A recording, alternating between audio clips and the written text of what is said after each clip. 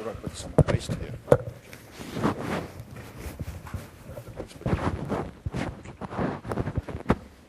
How about my tie? It'll be fine. Okay. All right.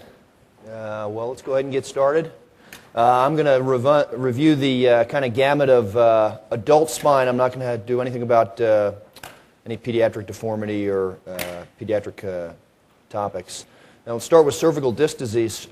Cervical spondylosis and lumbar spondylosis, for that matter, are really part of the natural aging phenomenon and should be considered a normal process. The pathology that you see includes disc desiccation, narrowing of the disc, bulging of the disc, and segmental kyphosis. Each cervical segment is slightly lordotic, 2 to 3 degrees of lordosis. And as you lose disc height, you lose that intersegmental lordosis, and it's important for the pathology and the treatment in some circumstances. You see uncinate spurring and facet arthrosis, and on occasion you see true disc herniations. The most common level is C5, C6, followed by C6, C7, and C4, C5.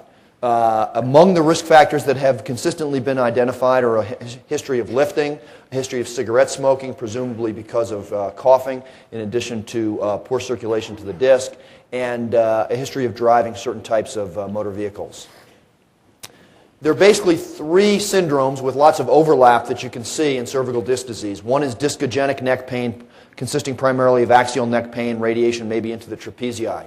The next is radiculopathy, pain down a dermatomal distribution, and that can be from a hard disc, like an osteophyte, and a soft disc, like a true disc herniation. Those terms, hard disc and soft disc, you don't see quite as often as you used to, but some people still use them. You'll see them in the literature. And the final is myelopathy, dysfunction of the spinal cord. It's important to be aware, almost every year there's a question about the incidence of false positive MRI scans in asymptomatic individuals. And they're not truly false positive in the sense that they accurately reflect what the spine looks like, but they don't accurately reflect the person's symptoms or lack thereof. It's hard to remember all these numbers, and there's a lot of numbers, but probably the easiest thing I think to remember is under the age of 40, in the cervical spine, 14 to 15% of patients, or of people, will have an abnormality, disc degeneration, bulging, HNP. Over the age of 40, it doubles to 28%. And obviously, there's a continuum, but that's probably an easy way to break down the numbers. And for the most part, plain X-rays are completely nonspecific in screening somebody for cervical spine problems. They always ask questions. There'll always be a question in either the cervical or the lumbar spine or both, because they're easy to write, about the neurologic findings. So you really need to know the cervical dermatomes. You need to know the reflexes. You need to know the major motor groups.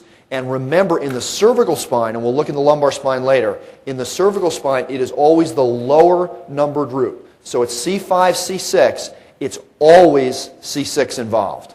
Okay, at C4, C5, it's always C5. At L4, L5, it's usually L5, but not always. But in the cervical spine, it's always C5 at C4, C5. Okay? In terms of management, there's some non-surgical things, and again, it depends on the syndrome you're dealing with. They include non-steroidal anti-inflammatories, the use of a collar, moist heat, and these things are actually very effective for most discogenic neck syndromes and even radiculopathies. Physical therapy can be helpful. Traction is very effective sometimes, and at Georgetown, we use injections a lot.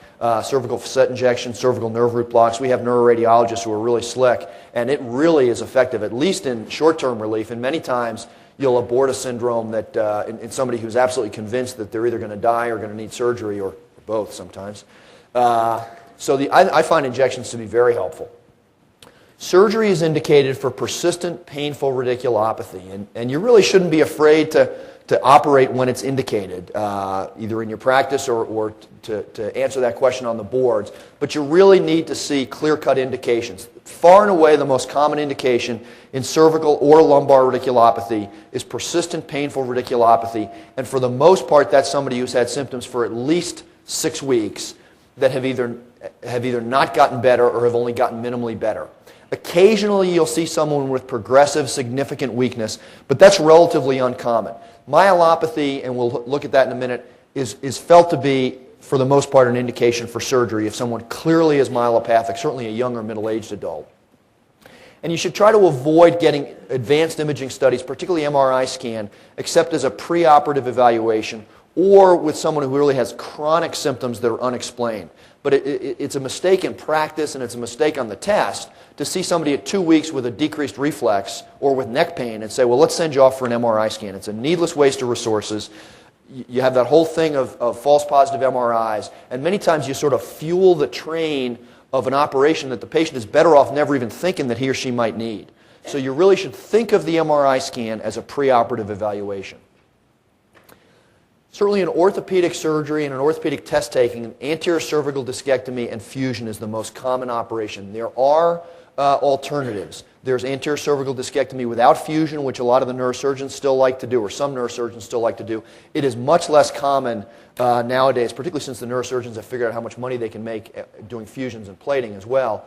It's much less common to see ACD without fusion, but it is still certainly a viable option. I doubt they're going to make you decide between ACD and fusion versus ACD without fusion. Another option is a keyhole foraminotomy, which is a posterior approach, which I find is good for a unilateral, either 1 or 2 level radiculopathy, particularly in somebody who has multi-level spondylotic changes, where you really hate to say, well, I'm going to fuse this 1 level and there's 3 other discs that are bad, or I'm going to fuse these 2 levels. So that's a nice indication for a keyhole foraminotomy, and there certainly is a role for that. Again, the subtleties of picking what operation to do are probably not going to be highlighted on your test. The one thing is I would avoid a laminectomy. It's, in general, laminectomy in the cervical or thoracic spine is just, if you're guessing on questions, just avoid laminectomy because it's rarely the answer on an orthopedic test. There is still some debate about auto versus allograft, and there's a fair amount of debate about plating. It's becoming more and more common to see it done. I think there's very little literature that supports plating for single-level fusions, which still have a very high fusion rate. On the other hand, 2 and certainly 3-level ACD infusion, if they get you into a situation where you're doing that, hopefully they won't, I certainly would consider a plating. And certainly a 3-level ACD infusion, if you've got yourself convinced that's the right answer, and it rarely is, an ACD infusion with 3 levels, without plating, without a posterior approach, just a standalone 3 horseshoe plugs, is probably not going to work. So I would stay away from that and look for something else like either plating or supplementing it posteriorly. You need to know the Smith-Robinson approach since it's so commonly done, and it's the kind of thing they like to ask. Know the intervals. Split the platysma. Go through the interval medial to the sternocleidomastoid and lateral to the cervical strap muscles. You need to know the intervals that you go through on the Smith-Robinson approach, and you need to know the complications. And that complications are relatively easy to ask questions about, so that throughout the week probably you'll see a lot of highlighting on complications. Among the common complications in cervical spine surgery are injury to the recurrent laryngeal nerve. About a 1% incidence. Most of the time it resolves spontaneously. If it doesn't resolve after 6 weeks, the treatment is ask your ENT colleague to do a direct laryngoscopy, and if the vocal cord isn't moving, they can actually inject like a Teflon-like material into the vocal cord, which has pretty good results. But it is a relatively common complication. Airway complications are talked about, not usually in disc surgery, but in repeat surgery, corpectomies, and patients with myelopathy, and you need to be aware of that risk. Injury to the vertebral artery, which most commonly occurs with the use of a high-speed burr. I know that's been on the OITEs, if not the boards. The most common time that a vertebral artery injury occurs is during use of a high-speed burr as you drift laterally. Neurologic complications are rare, but can be devastating. Probably about 1 out of 100 cases there's a neurologic complication, and maybe 10% of those are either severe quadriparesis or quadriplegia. And certainly the most common complication that you'll be asked about is pseudarthrosis. It's about 10 to 12%. In Smith and Robinson's original report, it was 12%. In a report by Bowman recently, it was around 10% for 1-level fusion. So it still is a fairly significant complication. And you certainly can't let people tell you otherwise. It's up to as high as 45% for 3-level fusion. So that's really an unacceptable failure rate, even though not all of them are symptomatic. And you need to be very careful about jumping on an asymptomatic pseudo, either in your practice or on the boards, because if they're asymptomatic, it is the wrong thing to do to reoperate. You follow the patient, see how they do. If they are symptomatic, and certainly if you can clearly document motion, then the traditional answer has been a posterior fusion with either wiring or instrumentation. Bowman has written up a series of doing a repeat anterior fusion. I think either approach is acceptable, but you should know that certainly if you have a painful pseudoarthrosis, if there's documented motion on flexion extension views, then repeat surgery is a reasonable option. But if it's pain-free, don't fall for the trick of wanting to operate on it. Cervical myelopathy is another syndrome that we see as, in cervical degenerative disorders. It is more common in individuals who have congenital stenosis. Certainly it's seen a lot with spondylosis because of the pathology that we see. There's anterior bars that come into contact with the spinal cord. There's kyphosis, which drapes the spinal cord across the anterior pathology. And there's also a condition called ossification of the posterior longitudinal ligament, which is more common in Asians, but certainly is seen quite commonly, or relatively commonly, in this country as well. The clinical manifestations of cervical myelopathy, the most significant one is gait deterioration. And the classic is a broad-based, shuffling gait. You want to ask the patient to heel-toe walk, which will many times bring out the fact that they really are quite unsteady on their feet. Now, there's lots of reasons that elderly people have balance problems and even gait problems, but this is one of the things that you should think of. And as an orthopedist, if they're giving you this, you need to be thinking about cervical myelopathy. And certainly if you see someone coming in who maybe has low back pain or is sentia with a lumbar problem, and they have brisk reflexes, an unsteady gait, you need to think about cervical myelopathy. You also see upper extremity problems. And actually, in my practice, I would say if you ask patients about it, they'll talk about difficulty with hand function as much as you'll find gait problems. The gait problems are kind of the hallmark sign or symptom, if you will. But if you ask people, do you have trouble buttoning buttons, if somebody who's got a particular hobby, crocheting or something like that, you will find from people that, yeah, I don't have that fine motor function in the hands. There's a condition called myelopathy hand that they may ask you about with loss of the intrinsics. You'll see ulnar drift of the little fingers. And then the classic thing is to find upper motor neuron signs, although certainly you don't always see upper motor neuron signs. And if you see some of these other physical findings in someone who is really kind of rigid on physical exam, the fact that they don't have a Babinski sign or the fact that they're not hyperreflexive, particularly in the lower extremities, where you tend to lose your reflexes as you age anyway, I would not exclude the possibility of myelopathy. It's relatively uncommon to see bowel and bladder dysfunction in cervical myelopathy. You can see it, but it's not that common. The natural history of cervical myelopathy is somewhat debated, and 30, 40, 50 years ago when this was looked at, I guess at least 40 years ago now, it used to be taught, and when I was a resident reading about it for the first time, it used to be taught that the natural history was uncertain and you needed to follow patients, and many times they stabilized. But more recent studies, I think, have shown a more kind of perniciously bad natural history. And as a result, more and more people, I think, feel that the presence of cervical myelopathy in certainly a middle-aged or up to 60-year-old adult, the presence of myelopathy in and of itself is an indication to do surgery. We'll get to that in a minute. But suffice it to say, I think most people feel that myelopathy will progress eventually. It doesn't necessarily progress relentlessly or rapidly, but it will eventually progress. And the problem is that historically at least, the teaching has been that surgery keeps you where you are. It may not really be true, but that it keeps you where you are. So you want to intervene before somebody is using a walker, because if they're on a walker, there's no guarantee that with an operation you're going to get them back to a cane or ambulating without aids.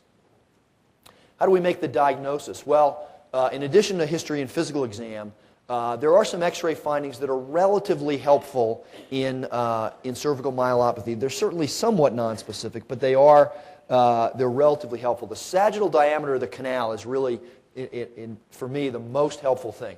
The normal sagittal canal diameter is 17 millimeters from front to back, and that includes the presence of the osteophyte. If it gets below 13 millimeters, then that is diagnostic of cervical spinal stenosis. Conversely, if you look at somebody's X-ray and they have a capacious cervical spinal canal, chances are they're not going to have cervical stenosis. And chances are that they're not going to have cord compression, unless, for instance, maybe they have a big disc, which you see every once in a while. Pavlov and Torg tried to create a ratio looking at the size of the vertebral body versus the size of the canal, with the idea being in big patients, and they were looking at specifically at college and NFL football players, you couldn't really go by the absolute numbers. Their ratio is really not as helpful as the absolute numbers. For one thing, using 0.8 is actually far too, I guess it would be not sensitive, or too sensitive, not specific enough. A lot of people have a Torg's ratio of 0.8 and really don't have any cord compression when you get MRI study. The other thing that you frequently see, or you'll almost always will see, spondylosis, loss of lordosis. So if somebody comes in and they have a normal cervical spine x-ray without a lot of osteophytes, without a lot of collapse, and they have a normal sagittal canal diameter, chances are they're not going to have x-ray or MRI evidence of cord compression. Now the MRI is really nowadays the test of choice, and it will show stenosis, it will show cord flattening, and it will pick up in some cases. You can barely pick up here, I think, a little increased signal in the cord on the T2 image. When you see that, that's something to me is a relatively absolute indication to do surgery if somebody's healthy enough to have it. You read about the compressive ratio, and the compressive ratio is the ratio of the AP diameter of the canal to the transverse width of the canal. The AP diameter of the cord to the transverse width of the cord. It's really probably for research purposes only, but at least knowing the number. The spinal cord is a malleable soft tissue structure, and it will actually compress in the AP diameter and get bigger in the lateral diameter when it's being compressed. And so when you look at the cord and follow it on serial cuts, and all of a sudden you realize not only does it seem to be squeezed front to back, but it's actually getting bigger side to side, that's pretty significant compression when you see that. The number to remember, I doubt you'd be asked this, but is 0.4. The AP diameter should be more than 40% of the transverse side to side diameter. If it's less than that, then that's a compressive ratio that is an ominous sign.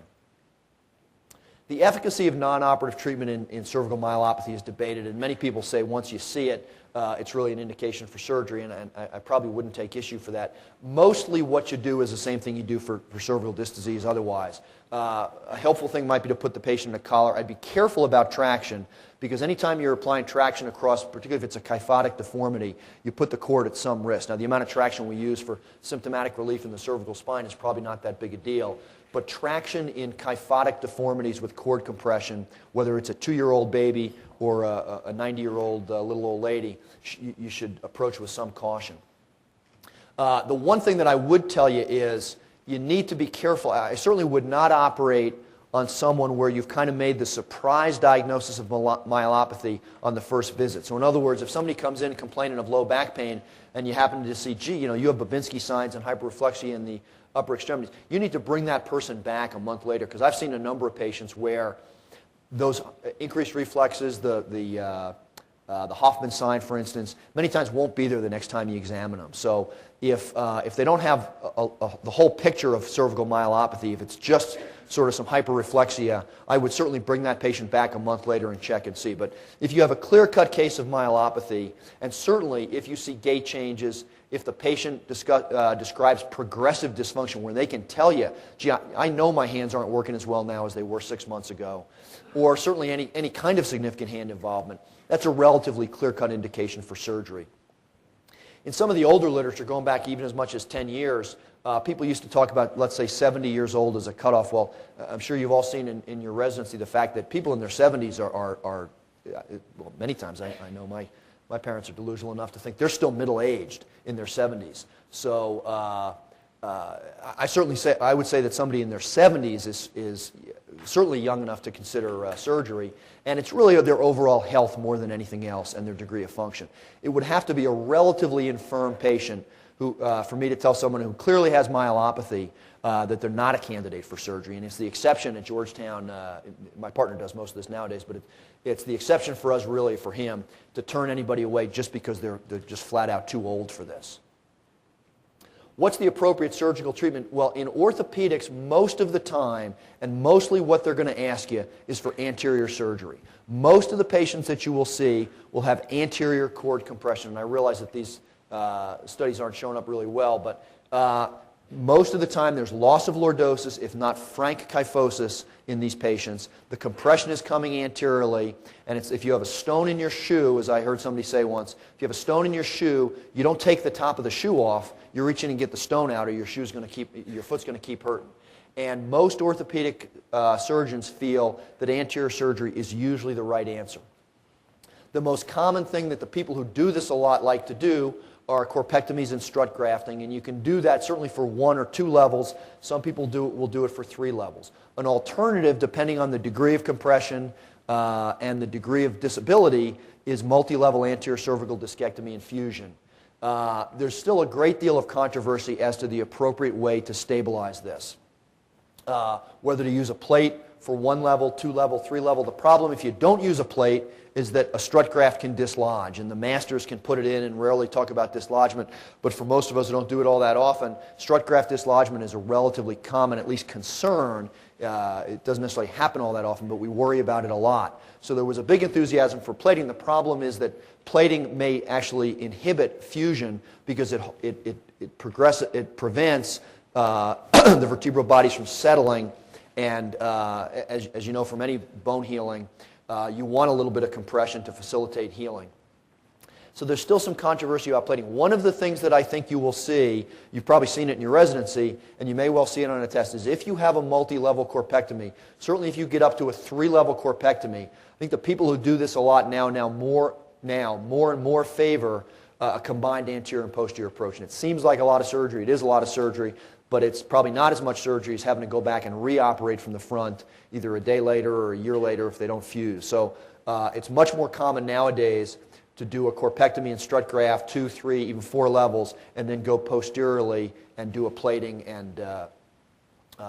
posteriorly. Some authors use a halo. The problem with a halo, as we'll see in a minute, is that it's really not ideal fixation for the lower cervical spine. So it's helpful, it makes you feel better that you've done it, but it's really not definitive fixation as much as rigidly fix them either front and back would be. Another approach is posterior.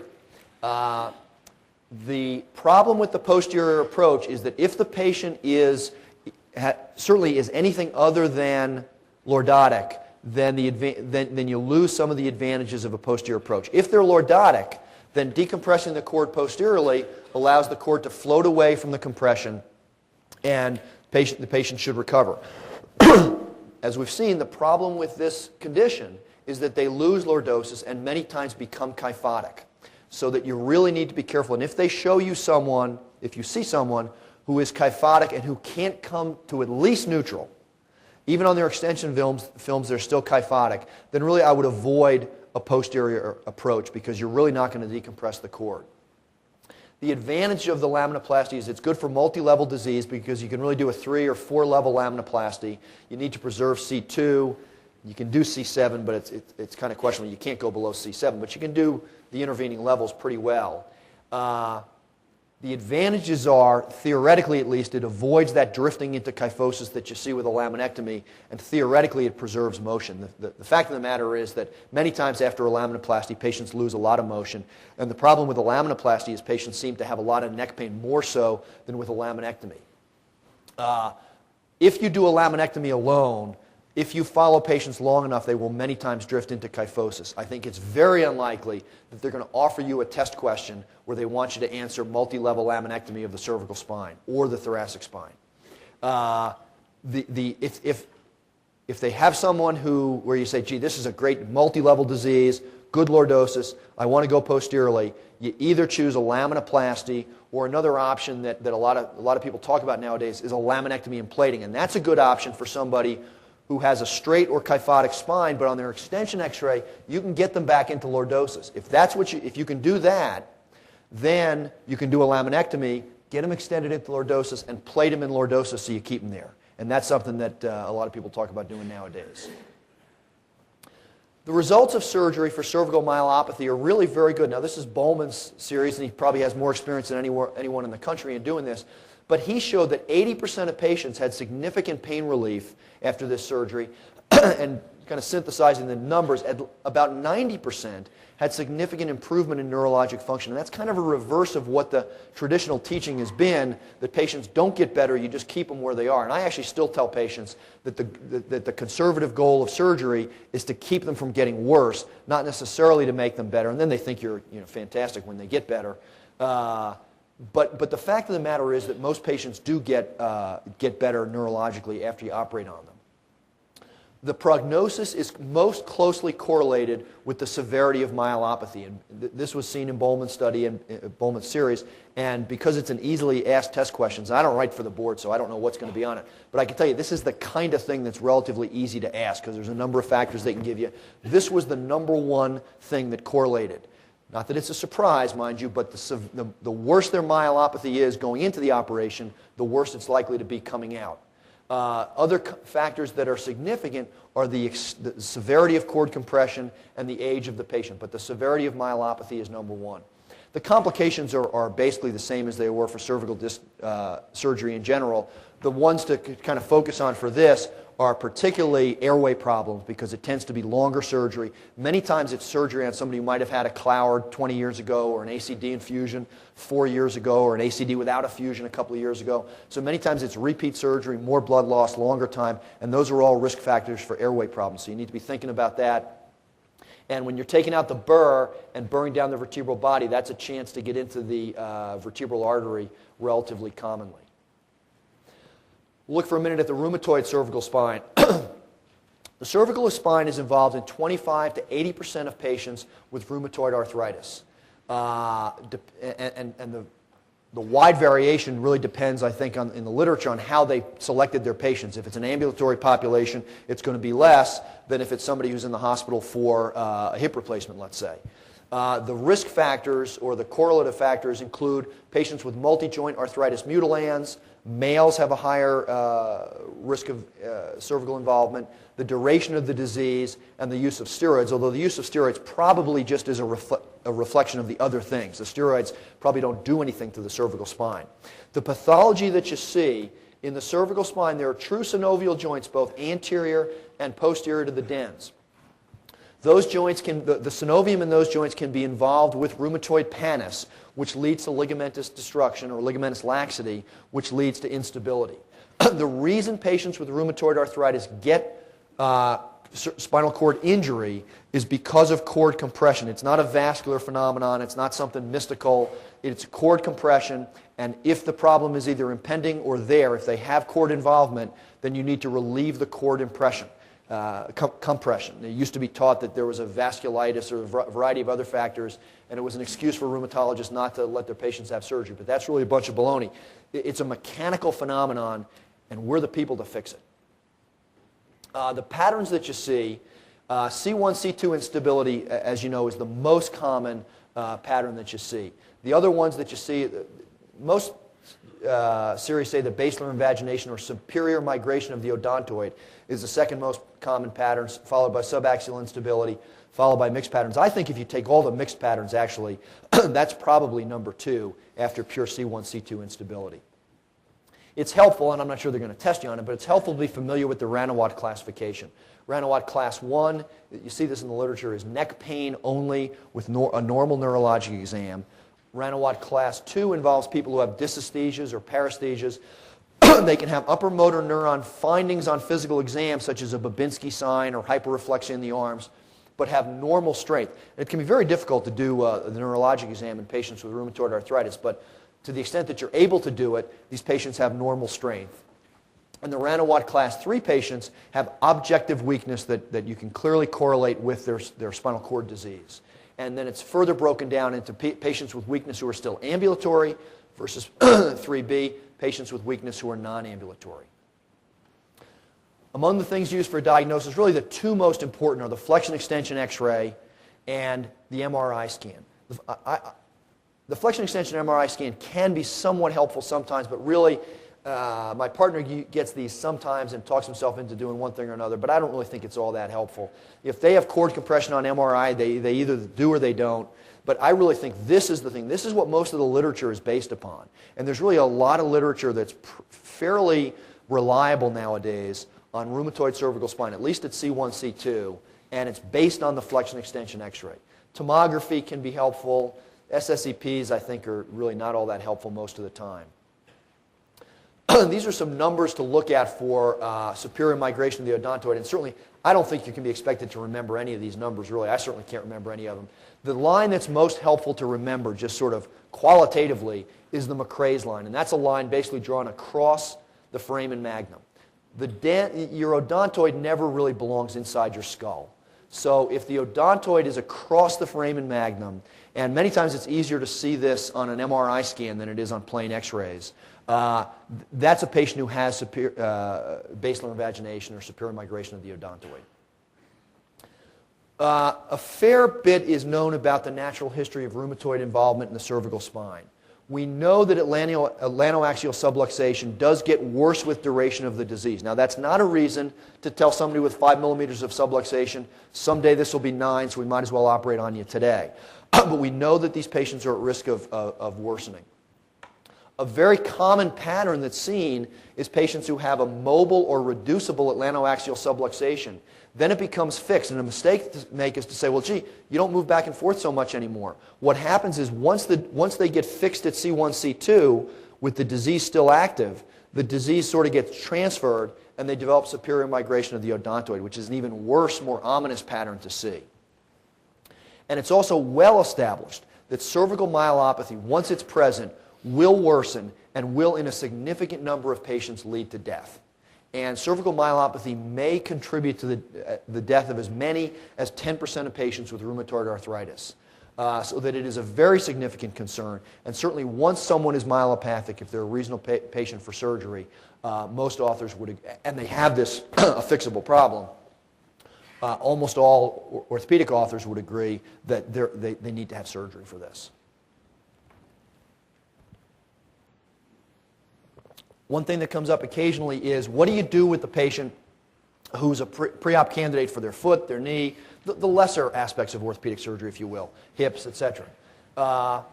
Any patient who has greater than 4 millimeters of motion at C1, C2 is unstable. It doesn't matter if they have rheumatoid arthritis, Down syndrome, or a sprained neck. The numbers are still the same. Doesn't mean you operate on all patients with the same indications, but they still have an unstable cervical spine.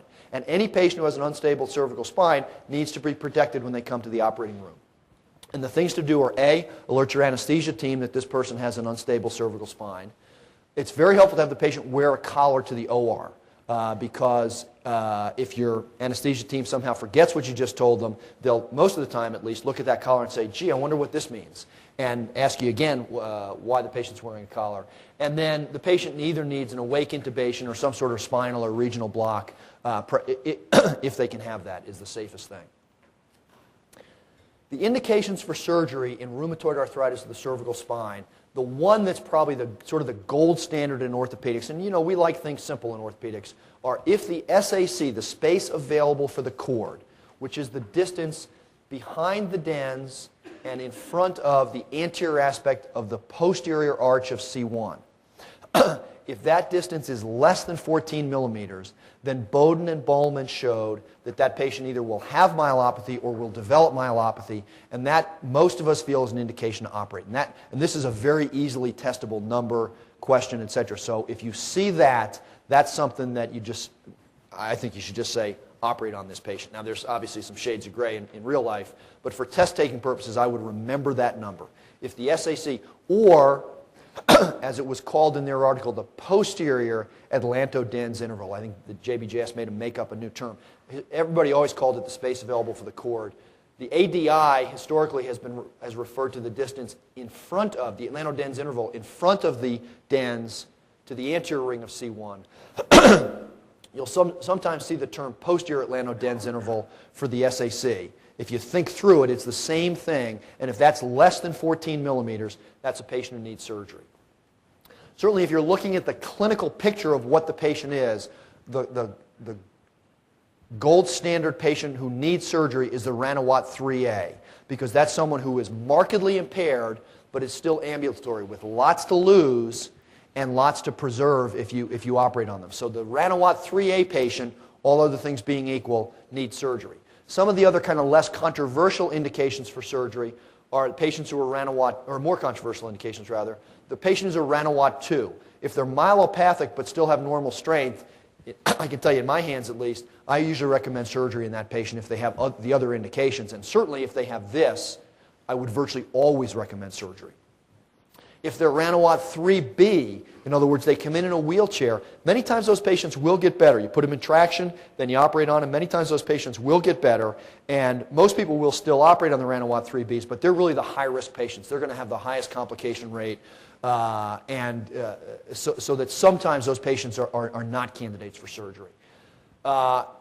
Some authors suggest that 8 millimeters of C1, C2 motion or cord compression is an indication for surgery. Cord compression on either myelogram or MRI scan. So certainly if you see a combination of those two things, I think that's a relatively good indication for surgery. If you see progressive instability, they come in with 4 millimeters of motion, and then 5 millimeters of motion, and then 8 millimeters of motion, I think most people would recommend surgery. And certainly the contribution of pain is, I think, poorly appreciated if you read the literature. My experience has been that most patients get excellent relief of their neck pain and occipital headaches after this surgery. I wouldn't operate only for neck pain, but it's something that will tip my hand towards considering surgery. But these are the things they're going to show you. They're going to give you some relatively clear-cut numbers, and you want to remember that less than 14 millimeters, because I guess the article is about 10 years old now, but it's still, I think this is on the OITEs at least every other year, if not every year, and it's a nice, easy number to test on. What are the other indications? Well, if someone has basilar invagination, then basically they need an operation. That's probably the easiest way to remember it. And again, there's some shades of gray with that, but if they show you someone who's symptomatic, who has certainly has any evidence of myelopathy, and they have basilar invagination, they need an operation. And the question many times is, what operation do they need? Or if they have C1, C2 instability, under what circumstances do you go up to the dens? If you see the dens inside the foramen magnum, that's basilar invagination.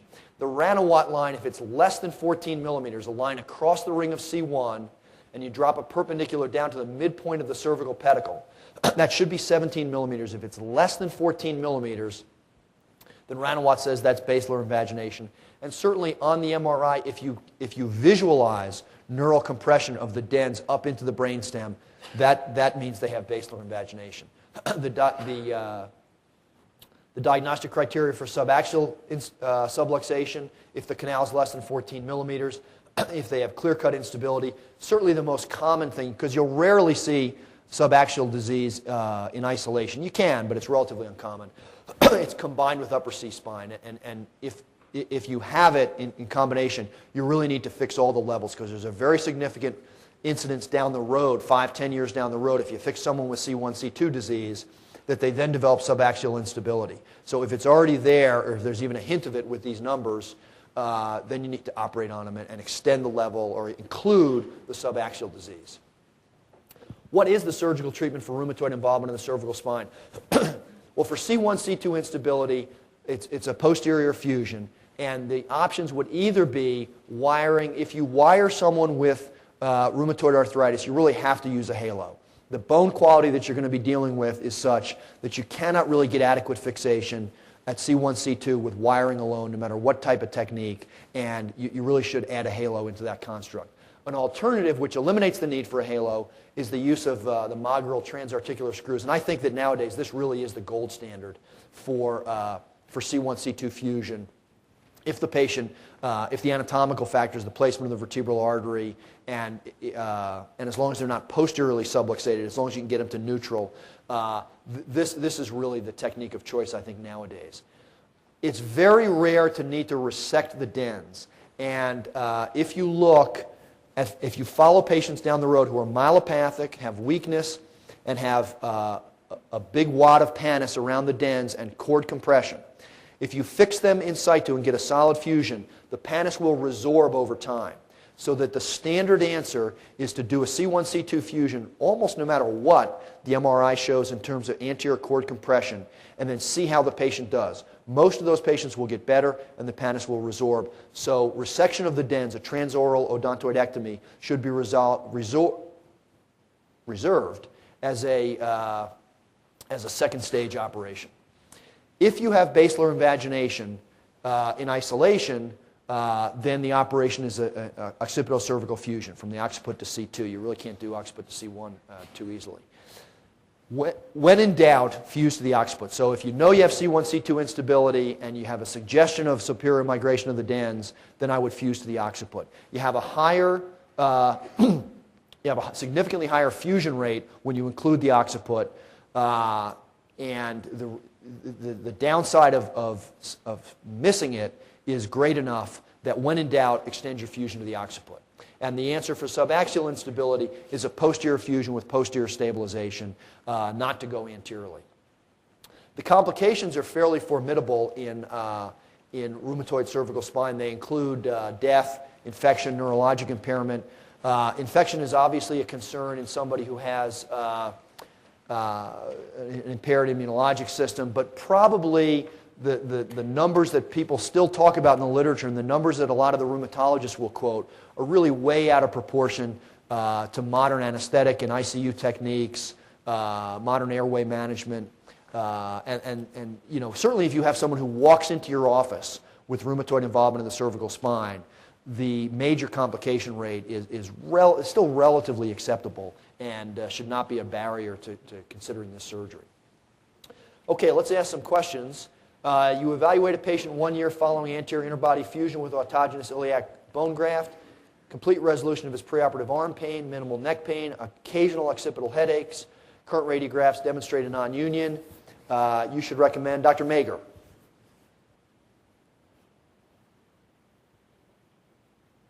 Ed Mager.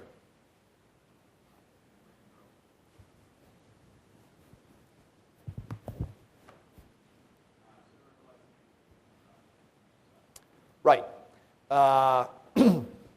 Yeah, you want to avoid the temptation to jump on somebody just because they have a radiographic abnormality, and this is, to me, a classic question that can be asked, and a thing that comes up in practice a fair amount because there is a significant non-union rate. Many of these patients are asymptomatic and really need to be followed. And the occipital nerve blocks you'd reserve for a lot of occipital, you know, if they really had severe occipital headaches. Which of the following is the most important indicator of clinically significant cervical myelopathy? Dr. Ayers. Gait changes. Correct. Yeah, hand dysfunction is pretty important as well, but this is the one that a lot of the literature is based upon, is the presence of gait changes. 6 weeks following a Smith-Robinson ACD infusion, your patient's only complaint is of persistent hoarseness. He can still express himself to his lawyer. He's not that hoarse. You should order tongue electromyography, barium swallow. Dr. Bakai. Right, direct laryngoscopy. So you guys are going to do great on the test. 64-year-old man has noted difficulty walking times 1 year and has a 3-month history of clumsiness in his right hand. 5-year history of neck pain. He has brisk reflexes. He has an inverted radial reflex. When you tap on the brachioradialis reflex and the long finger flexors fire, that's an upper motor neuron sign, and supposedly correlates with a C6 pathology level. A broad-based gait, and he has dysdiadochokinesia, difficulty with rapid alternating motion. I didn't have to tell you that. X-ray and MRI demonstrate kyphosis from C3 to C7 with cord compression, flattening from C4 to C6, increased signal in the cord at C5. Treatment should include Dr. Wimberly. Right, multi-level corpectomy and strut grafting. Okay, a 37-year-old woman has severe bilateral arm pain, weakness in her wristic sensors bilaterally, an inverted radial reflex on the right, and a Hoffman sign bilaterally. MRI demonstrates a large midline disc herniation at C5, C6. All non-operative treatment has failed. Which is the most appropriate surgical option? Who else is here who graduated from Georgetown University School of Medicine? Yes? Is that it? Just one other? All the other guys? Oh, Dan, okay, good. We'll get to you. Yes?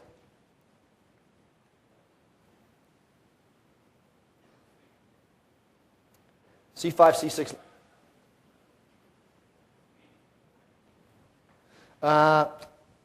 Yeah, I would probably do D, anterior C5 discectomy. If it's a midline disc herniation, unless it's hidden behind the body, you certainly don't want to do a posterior approach because you're not going to get it out. A foraminotomy and discectomy is okay for a lateral disc with a radiculopathy.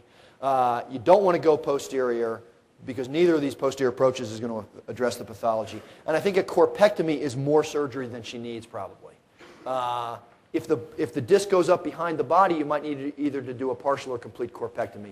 But if you can get at the disc, and I realize without the MRI it's a little hard to assess the pathology, but I think the answer would be D. All right, let's stand up in our street, in our places, stretch for a minute, and get right back to work.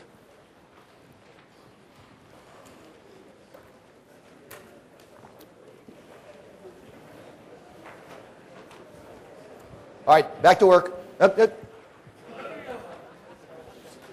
Yeah. When you talk about spinal cord injuries, there's some literature coming about maybe the ineffectiveness of methylprednisolone. Yeah, I'm going to touch on... For the purpose of these boards... It's still the gold standard. Hey, Wade, how you doing? How are you? Good. How was your trip? Good, yeah, good. How about you? Good. All right, let's get started. I literally meant the last time I'll do that.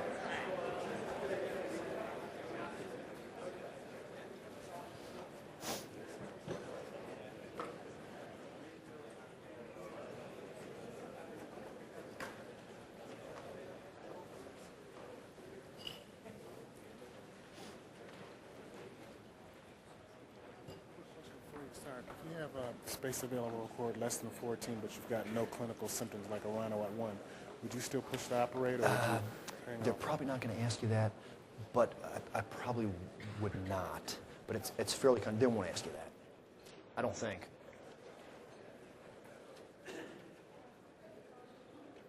Okay. Let's get to spinal cord injury now. There are still somewhere between 10 and 14,000 traumatic spinal cord injury cases annually. And the tragedy of this disease really is among other things, the population that you see. It's far more common in males, 3 or 4 times as common in males as it is in females. And the mode age, meaning the age at which it most commonly occurs, is 19. It really is, for the most part, a disease of teenagers and young adults, young reckless adults many times, with a secondary spike in older patients who have cervical spondylosis and a narrow canal. It's more common on weekends. It's most common during the summer months. The etiology of SCI is really evolving. The literature historically has said that 50% of cases are motor vehicle accidents, with the rest falls, gunshot wound, and sports, about 15% each. Diving is the most common sport that you see it in. There's some literature to suggest that gunshot wounds, the prevalence of gunshot wounds or the incidence of gunshot wounds is certainly increasing, and it may be as many as 50% of cases, depending on where your center is and what sort of urban centers. You'll have a much higher incidence of gunshot wounds than a hospital that's sitting next to a major highway, for instance. You need to know the syndromes. It's very common to ask you about the spinal cord injury syndromes. And for someone to be a complete, they need to absolutely have no function distal to the level of the injury. And sometimes they'll give you just a suggestion of function, and at least you can eliminate complete. If they have any function distal to the level of injury, they're not a complete. To call someone a complete in practice, and I think they'll give you a complete package on the test, but in practice, theoretically, to call someone a complete injury, they either need to have an intact bulbocavernosus reflex, which is a normal reflex which should be present. If it's absent, it means theoretically the patient is in spinal shock, and the significance of that is only that you cannot prognosticate about whether or not it's a complete injury. Other than that, it doesn't really suggest that the injury is bad or worse, but if they're in spinal shock, theoretically at least, you cannot prognosticate. The bulbocavernosus reflex should return in the first 48 to 72 hours. For all practical purposes, if it hasn't returned after 48 to 72 hours and the patient is still complete, then the patient is complete. And hopefully your rehab lecture will get into a little bit more of this, but if you need to guess a level as to when somebody can do certain things, patients who are a C6 quad, meaning they have meaningful function of their C6 motors, can do much, much more than a C5 quad. Now, they get better at each level, obviously, but there's a big jump from a C5 quad who can really do virtually nothing on his or her own. to a C6 quad who, under the right circumstances, can learn to do lots of things, some independent transfers. They have the tenodesis effect. They can grasp things, and they can even theoretically learn to drive. So if they ask you, if so-and-so can do something, at what level quad can they do it, and you need to guess, I would guess C6, because that's the big jump where a lot of function is at least theoretically attainable if they're a C6 quad. The anterior cord syndrome involves loss of motor function, usually profound loss of motor function, with some preservation of sensory function. It's sometimes referred to as the anterior spinal artery syndrome, and it should remind you of the need to maintain the patient's blood pressure.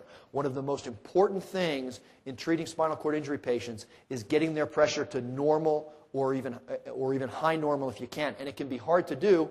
They can be in hypovolemic shock. They can be in neurogenic shock, which we'll look at in a minute. The anterior cord syndrome is the one syndrome that may mimic a complete. And you really need to go hunting for signs of sacral sparing or some preserved sensory function. A little bit of long toe flexors, perianal sensation, maybe vibratory or position sense. Many times they have a very poor prognosis for being able to walk, which is certainly the gold standard in terms of recovery. But they're not a complete if they have any of those things. So if they say the patient has no sensation except for a vibratory sense at the ankles, that is not a complete. And you really need to read carefully the question before you decide somebody's a complete. The central cord syndrome is probably the most common spinal cord injury that you see. The way I remember or identify picking out a central cord syndrome, and there's lots of overlaps when you look at these syndromes, but hopefully they'll give you something that's relatively clear-cut. The involvement of the upper extremities in the emergency room is going to be worse than the involvement of the lower extremities. So they'll have 3+ weakness in the upper extremities and 5- weakness in the lower extremities. That should trigger you to saying this is a central cord syndrome.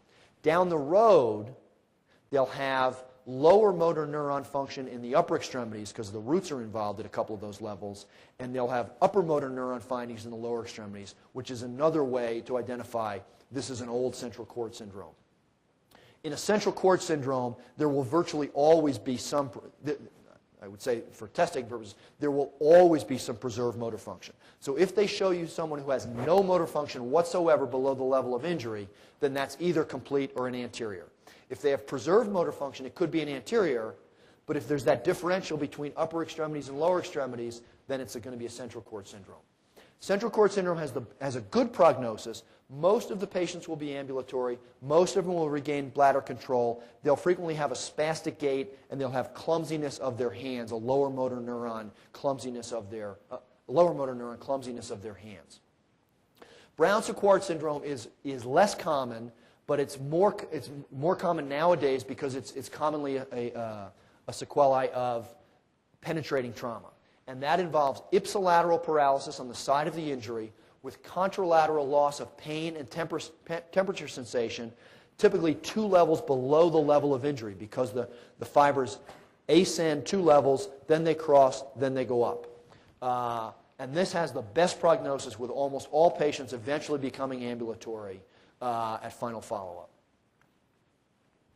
The complications of spinal cord injury, one of the things they can ask you about is neurogenic shock. In neurogenic shock, a patient, and remember these are usually young adults, will be hypotensive and will be relatively bradycardic. So a young adult who's in hypovolemic shock should have some fairly significant tachycardia to monitor to respond to that. If they show you someone who has relative bradycardia, then that's evidence of neurogenic shock in conjunction with hypotension.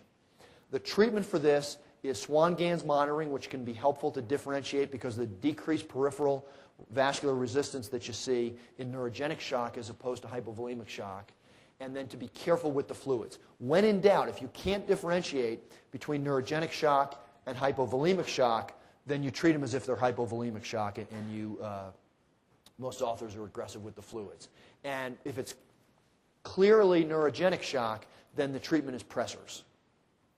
The skin is a common cause of, or is one of the most common complications of spinal cord injury, and it's an entirely preventable complication. When you see someone in the emergency room with a spinal cord injury, one of the things that you should be doing, in addition to addressing that, is thinking about these complications. And one of the complications you need to be thinking about, and it rarely is considered, is what am I going to do about this patient's skin? How am I going to get this patient moving early? So you want to get the patient off the backboard and into some sort of situation, whether it's a road arrest bed, which is probably the safest, a striker frame, whatever, but road arrest bed is probably the right answer. You need to be calling for that road arrest bed right away.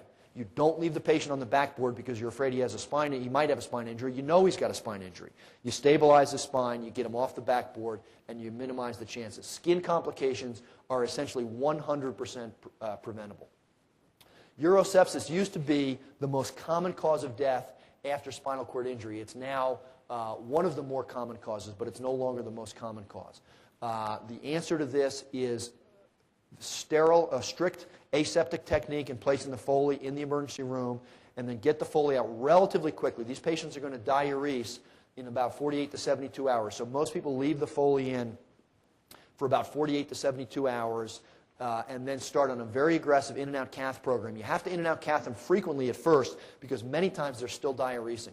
So you start with about every 4 hours, and as their residual drops, then you extend it to every 6 and every 8 hours. The goal down the road is for them to have a spastic bladder.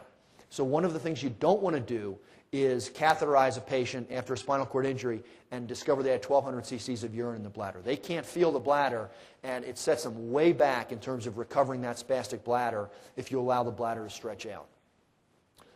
One of the few life-threatening complications in orthopedic surgery or on an orthopedic examination is going to be autonomic dysreflexia.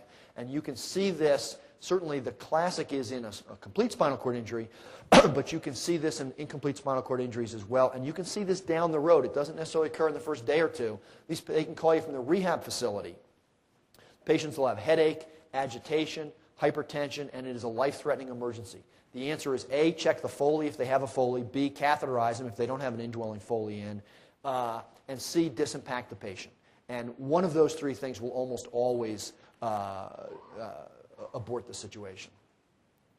How do you treat spinal cord injury? Well, the use of steroids is controversial, and the literature that supports the use of steroids is still is under actually more fire nowadays than ever before. But I would tell you, and somebody just asked me this at the last mini break, the gold standard still for test-taking purposes, and unless you're at a center, I think that it has some sort of study going where you're looking at alternatives. I think the gold standard is still to treat the patients in keeping with the NASCUS 3 protocol. And the NASCUS 3 protocol is that all spinal cord injury patients are treated with steroids. The exceptions are, if you don't see the patient within the first 8 hours, you don't start steroids.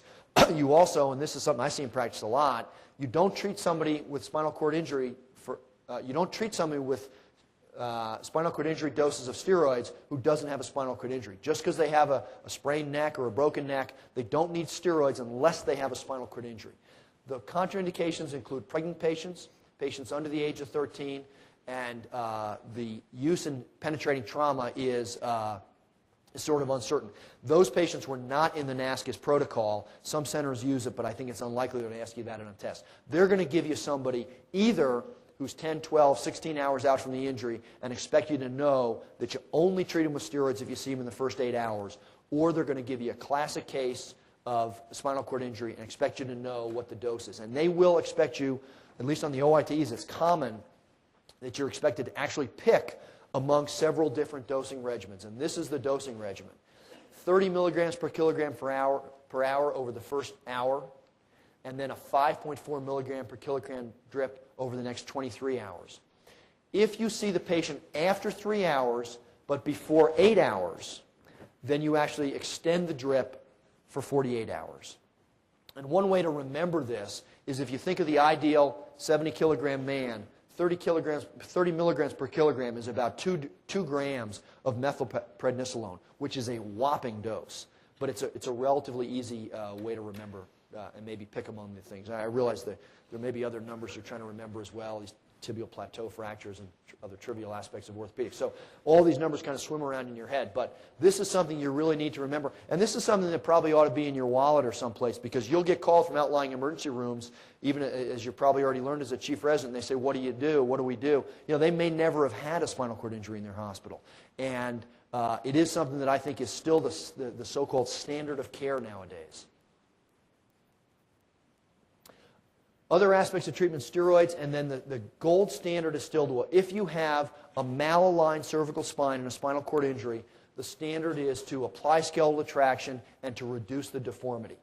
Who do we do that in? Well, certainly it's all predicated on you having an awake and alert patient. And I'll talk at a couple of different junctures in here about the role of MRI before applying traction and reducing the patient. But the one thing is, if you don't have an awake and alert patient, or if you have a patient that you're putting to sleep, or you've intubated, they can't cooperate, then you need to, at the very least, study the patient before doing any sort of reduction. You need an awake alert patient who can cooperate with the exam. Who do you get an MRI scan for suspected HNP? This is still controversial. And certainly there's no one right answer. It depends on your study and who you're talking to, the center you're at. The easiest way to remember, I think they're going to give you a straightforward case, if they give you a case where they want you to know whether or not to get an MRI scan. Certainly, if you have someone who is completely neurologically normal with a dislocated neck, then there's really nothing to gain by an emergent or urgent reduction, and there's lots to lose. And in that setting, most places would tell you, and I think the conservative answer that I would recommend is, get an MRI scan, see if they have a disc. If they have a huge disc that's hidden behind the body, then I think the standard answer is to go anteriorly and take it out. Conversely, if they give you someone who has a complete spinal cord injury, then you have basically nothing to lose. You really can't make that patient a whole lot worse. And you have your only chance of some sort of miracle in the first couple of hours that you're seeing the patient is to emergently reduce it. So that almost any place would tell you, put the tongs on and reduce that patient. The controversy really is the patients in the middle.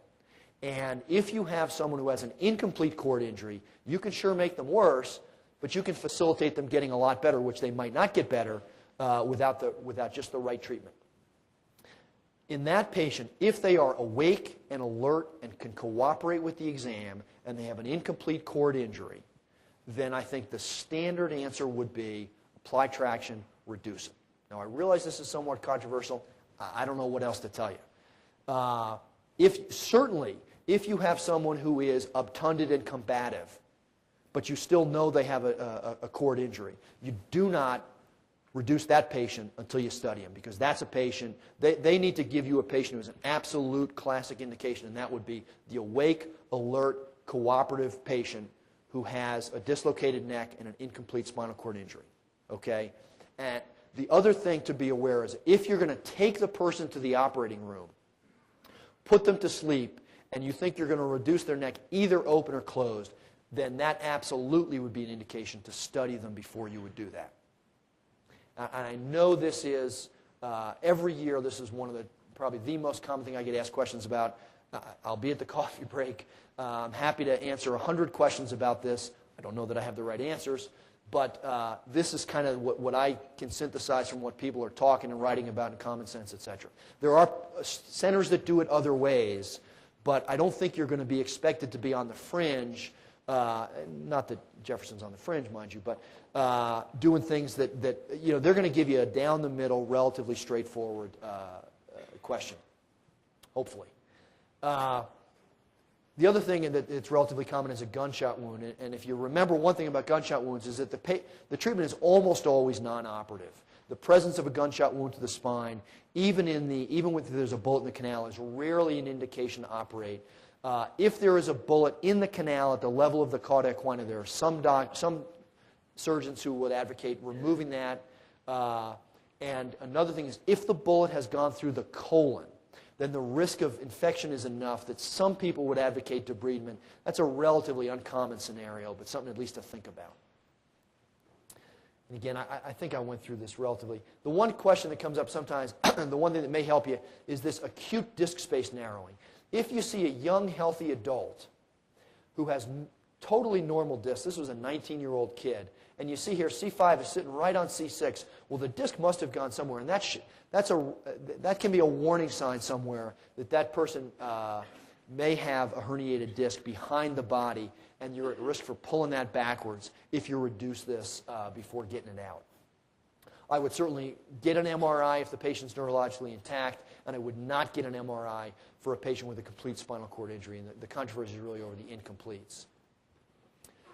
Just a couple of other kind of golden rules, cheats if you will. In general, if you see someone who has an incomplete spinal cord injury, we're going to go through the specific bony injuries in a minute. If you see someone with an incomplete SCI, they usually are going to have an operation. If we can talk ourselves into operating because you decompress when they plateau neurologically. Now, it used to be that you might wait 6 weeks to see them plateau. Nowadays, some people will only wait 6 hours, and some people will operate emergently in the presence of an incomplete cord injury when there's cord compression.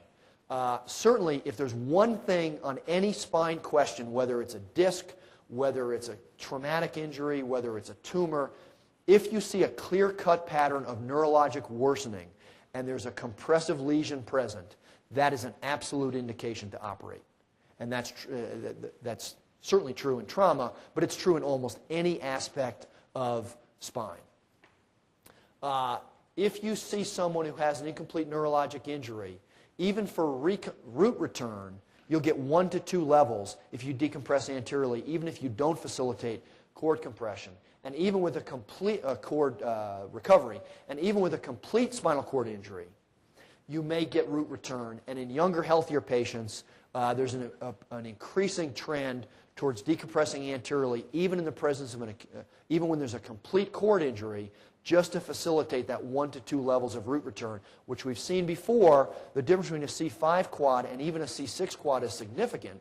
And going from C5 to C7, that so-called golden inch, is a huge functional recovery. So that there's something to be said for decompressing a cord injury even when it's a complete cord injury.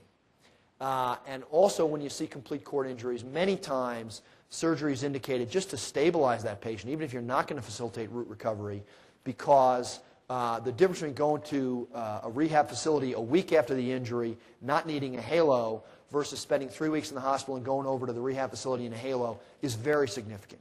So many times with either cervical or thoracic cord injuries, we will operate relatively aggressively just to stabilize, to get the patient over to rehab early. Let's look at some specific cervical cord or cervical spine injuries. In general, 1 in 3 patients in Bowman's series 20 or 25 years ago now, 1 in 3 cervical spine injuries were missed. And of those that were missed, 5% of patients deteriorated neurologically. Now, hopefully we're not missing 1/3 of C-spine injuries because of heightened awareness nowadays. But the fact of the matter is still, if you miss it, there's still a 5% chance of neurologic deterioration. And the reasons that we miss it are still the same. The presence of multi-system trauma that diverts your attention away from concentrating on the presence of a C-spine injury, specifically the risk of the presence of a head injury or loss of consciousness, were the things that we go by. Does your neck hurt? Can you participate in the neurologic exam? Those things aren't there. Or drug or alcohol intoxication, which make it difficult to examine the patient's neck and to do a good neurologic exam. It's essential to get an adequate x-ray.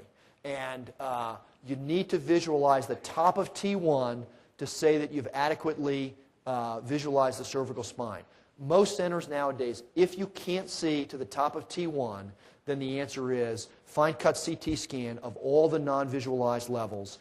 And if the fine-cut CT scan is negative down to the top of T1, and there's no other reason to think that the patient has an injury. In other words, if they have neck pain, if they have a neurologic abnormality, then they're not cleared. But if they have a normal neurologic exam, if they're non-tender, and if you can clear them based on the CT scan, then that's enough in most centers to take the collar off. And there is a significant problem with sending somebody up to the ICU and having their day after day after day with a cervical colic because they don't get the same level of injury. So there's a price to pay for just saying, well, I'm still suspicious, I don't want to clear this patient. When you have the things that you need to clear the patient, go ahead and clear them. Pain-free range of motion, normal neurologic exam, and if your CT scan down to the top of T1 is normal, or your x-rays are normal, you can clear that patient.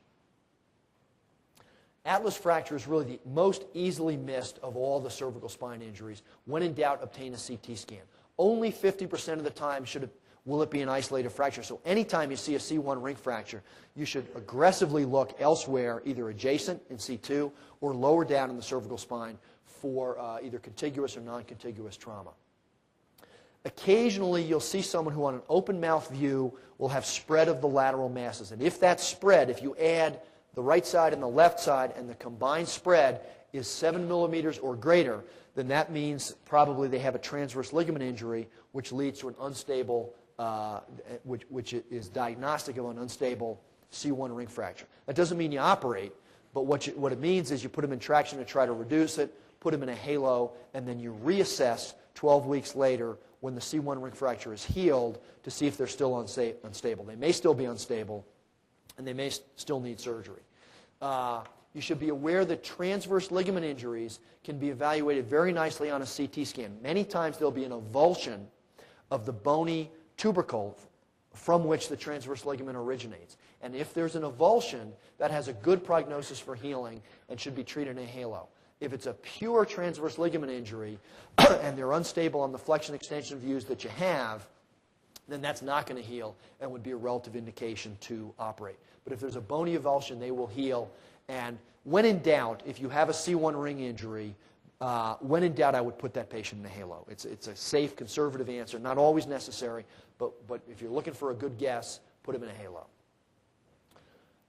Odontoid fracture, this is the classification with which hopefully you're all familiar. And the concern really is over the type 2 odontoid. If you look at all cases, there's as much as a 30% non-union risk of treating type 2 odontoids in a halo.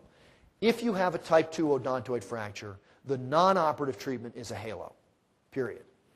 The question is, who needs surgery? Now, you can talk yourself into operating on any of them because there's a risk of non-union, but it's helpful if you know the risk factors.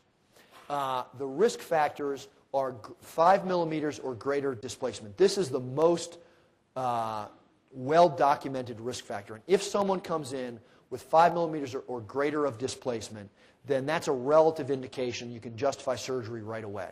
Now, you can still treat that patient in a halo, but they need to be aware that the risk of non-union with that much displacement initially is at least 50% or greater. Certainly, if you cannot get an anatomic reduction or if you cannot hold an anatomic reduction, then that's a good indication for surgery as well, because the dens is a ring, and if there's overlap of the ring, or if there's mismatch of the ring, then you don't have enough bony apposition to have a significant risk of reduction. They're probably, if they want you to answer operate, they're going to give you a good case. They're going to give you something that's widely displaced to start with and that you probably can't get an anatomic reduction to start with or can't hold an anatomic reduction in a halo. And that's an indication to operate. Don't be afraid to say operate. But if they ask you, if they give you an anatomically reduced, non-displaced, or if they give you a non-displaced type 2 odontoid fracture, that doesn't have a 30% non-union rate. That probably has a 5% non-union rate. And that would be a good patient to put in a halo. Another kind of variable is the elderly patient, because elderly patients, I guess I shouldn't have been quite so definitive about the odontoid. Elderly patients really poorly tolerate an odontoid. So if you get some little old lady with an acute odontoid fracture, that's somebody you don't want to put in a halo. And in the elderly patient, you either put them in a collar and hope for the best and watch them closely, or you operate on them. And I would not be afraid to operate on it. If you can't hold a reduction, if you see progressive displacement of an elderly patient in an odontoid fracture, she's going to wind up with myelopathy if you let it go and go and go. So the conservative treatment is to operate on those patients. And actually, I had a question like this on my board recertification, which was just a few years ago. So even though it may seem like a very aggressive approach in these elderly patients, the thing that you don't want to do is put them in a halo.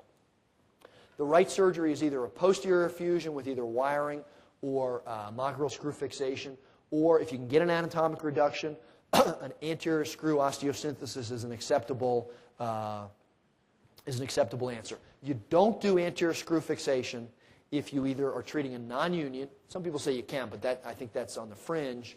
Or if you cannot get an anatomic reduction, particularly if you have persistent anterior displacement of the dens on the body, then you don't have anywhere to shoot your screw. Or if you have obliquity at this angle, that's the angle your screw goes up. If you have obliquity at this angle, that's perfect for a screw. And one screw probably clinically works as well as two. Mechanically in the lab it may not be as good, but one screw is an acceptable answer. In the type 3, remember, they need a halo as well. Okay, they seem like benign fractures. They have a very high union rate. They have a very high union rate if you treat them in the halo. Hangman's fracture is a bilateral fracture of the pars of C2. The mechanism is a hyperextension injury, typically followed by flexion. The non-displaced Hangman's, the type 1, you may just have had the hyperextension injury with no injury to the disc. Those are stable. And if you have less than 2 millimeters of displacement of a Hangman's fracture, you can actually treat them in a collar. That's a relatively uncommon thing to see. But if you just can barely make out a fracture of the pars of C2 bilaterally with no displacement, no angulation, they can be treated in a collar. Usually these patients will be neurologically intact because if they're not, they're usually going to be dead otherwise. And usually they will heal, no matter how displaced they are, they will heal once you get them even close to reduced. So I would be very, very careful about talking yourself into needing to operate on a Hangman's fracture. The usual treatment is to reduce intraction and then put them in a halo. Now, many times you'll lose reduction with the badly displaced halos with the badly displaced Hangman's if you put them in a halo too early. There's no study that I know of that identifies any degree of displacement it's not like odontoids, as an indication to operate. So even if the best you can do is 3 millimeters displaced, 5 millimeters displaced, 7 millimeters displaced, I would be very reluctant to operate on someone acutely with a Hangman's fracture, with one exception. This is the type 2 Hangman's, which is widely displaced. This is the type 2A, which is not very widely displaced, but when you see this kyphosis of the dens, that needs to go in a halo as well. You reduce them in extension, you don't really put them in traction, you reduce them in extension, and you hold them in a halo. This is a type 3, and I know it's a little hard to see, and this is why you need to be careful, because it looks like a minimally displaced halo, but what it actually is posteriorly, there's a dislocation of the C2, C3 facet joint. And in this patient, this is the one exception. This patient, if you can't get it reduced, which is hard to do, this patient actually does need open reduction of the C2, C3 level, do a C2, C3 fusion, and then treat him in a halo to fix the Hangman's fracture. You don't want to do a C1, C2 fusion unless it's absolutely necessary, because the patient loses a lot of motion. They lose they lose half of their axial rotation if you do a C1, C2 fusion.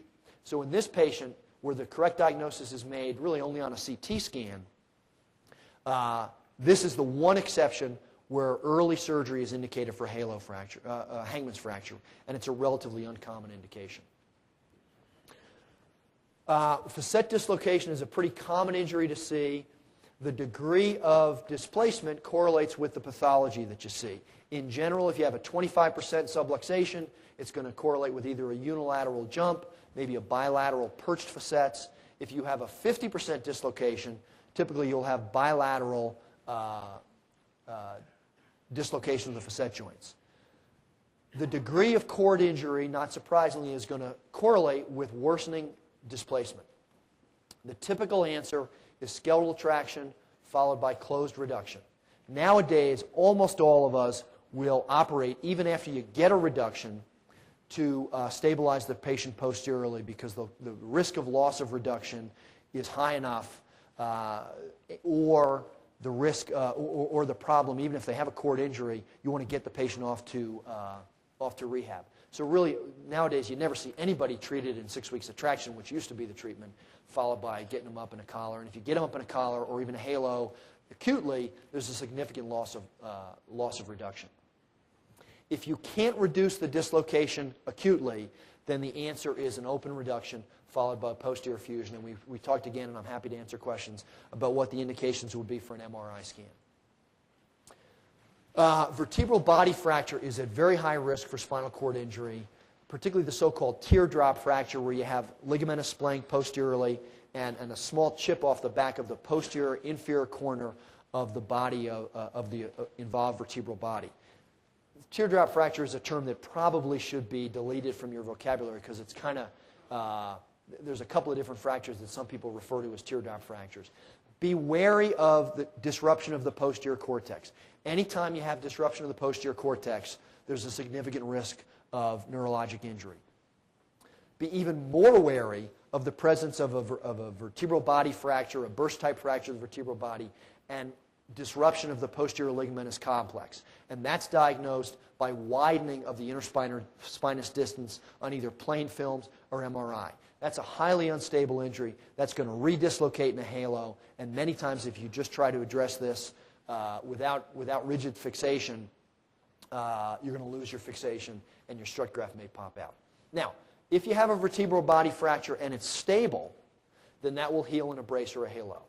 If you have a vertebral body fracture and you have a spinal cord injury, then most of the time, almost all the time, we're going to stabilize that to either facilitate transfer to rehab, or in the incomplete injuries which recover, you don't want to lose fixation, or you don't want to lose reduction and lose your recovery. So almost all vertebral body fractures with associated neurologic injury are going to wind up needing surgery one way or the other. Beware of the posterior ligamentous injury, and the treatment for that is either an anterior strut, an anterior fusion strut, and plate fixation anteriorly, or an anterior strut and a posterior fusion with plating posteriorly. And that probably is more and more what people are doing nowadays. Be aware of cervical spine injuries and ankylosing spondylitis. These are high risk for cervical spine injury, and they're high risk for delayed neurologic deficit. So you need to really very closely follow, probably admit to the hospital, a patient with ankylosing spondylitis who comes in, who has a significant spine injury. Even if they're neurologically intact, these are patients who will come back 2 or 3 days or a week later where they've got cord involvement. They can have an epidural hematoma. This is one of the few conditions where if you see a worsening neurologic pattern, the right answer might be a laminectomy to evacuate the hematoma, because that is a pattern of injury that you'll see. In general, C-spine injuries and ankylosing spondylitis require a more aggressive degree of stabilization than you would ordinarily apply. So if this is somebody where you say, gee, this is a trivial injury, I put him in a collar. In ankylosing spondylitis, put him in a halo. If this is somebody where you'd say, gee, this is something I could treat in a halo, in ankylosing spondylitis, operate on them. Because they're harder to stabilize operatively or non-operatively. And if this is somebody that you say, gee, this is something I fixed from the back, or I fix from the front, in ankylosing spondylitis, you might want to think about front and back. You may see this in your orthopedic pathology section, but because I think this is important, you should be aware of the difference between ankylosing spondylitis radiographically and other conditions. And the most common sort of confusing pattern is AS versus DISH. In ankylosing spondylitis, you see marginal syndesmophytes. This is ossification actually in the anterior aspects of the annulus fibrosus itself, the so-called bamboo cane spine. In DISH, you see non-marginal syndesmophytes. You see ossification of the anterior longitudinal ligament and the associated spinal ligaments as well. But these are non-marginal syndesmophytes. And a practicing orthopedic surgeon should know the difference and should not tell this patient, you may have ankylosing spondylitis, which is a very significant diagnosis to have systemically, etc. And you should be able to recognize the radiographic difference in those two patterns. One final C-spine injury that I want to talk about a little bit, you may see it in the pediatric lecture as well, is pseudosubluxation, because this is something that will come in occasionally. In growing children up to the age of about 8, but really particularly up to the age of about 4, the facet joints at C2, C3 are quite horizontal, so it's relatively easy to subluxate without a true traumatic injury at the C2, C3 level. The way to suspect the presence of pseudosubluxation as opposed to a true traumatic cord injury is A, there's usually minimal history of trauma. Radiographically, there will be no compensatory lordosis below. So if someone actually has dislocated their neck in the upper cervical spine, which is the most common location, remember, in kids to see from C2 on up to see C-spine trauma, if they've dislocated their neck, they will spontaneously, in the emergency room, have compensatory lordosis below in an attempt to normalize the sagittal alignment of the canal, of the spine.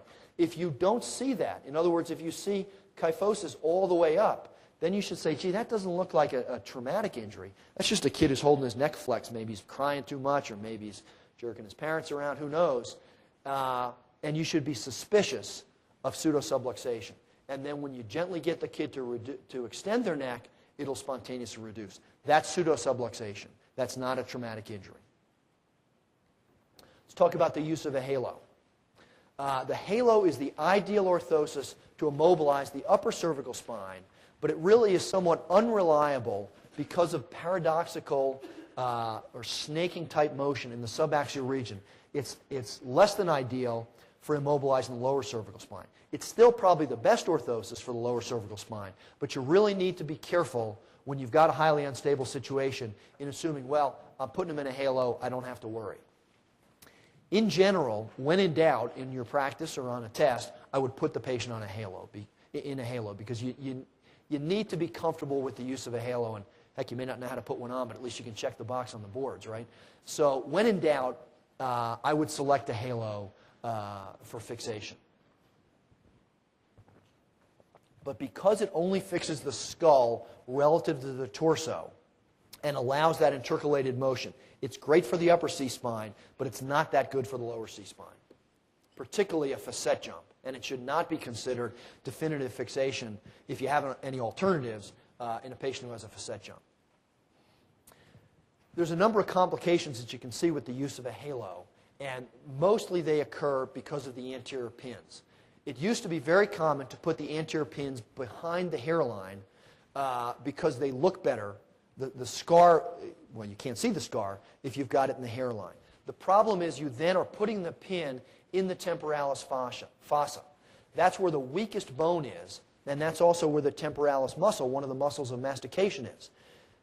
That led to a lot of pin loosening and soupiness and pin tract infections.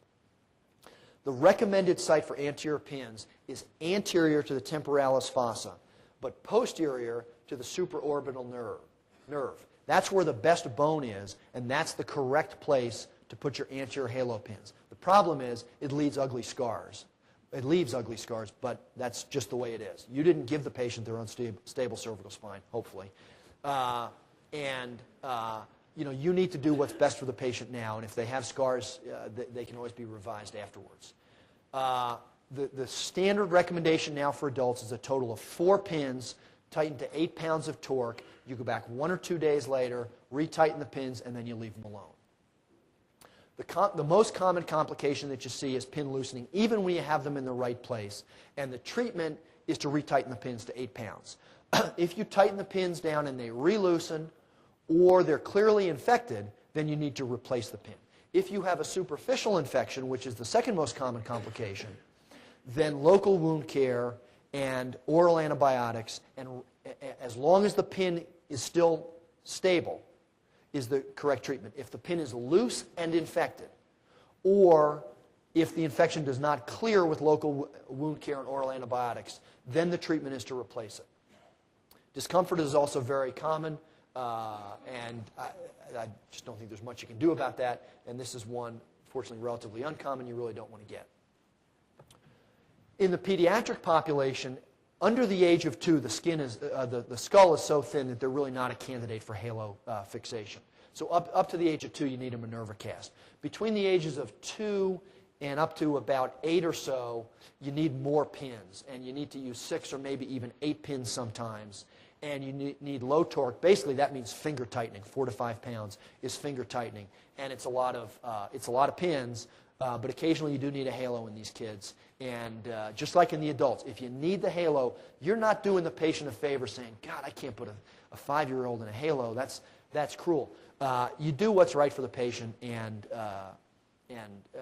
you actually are doing the patient a favor then. Let's talk about thoracolumbar trauma.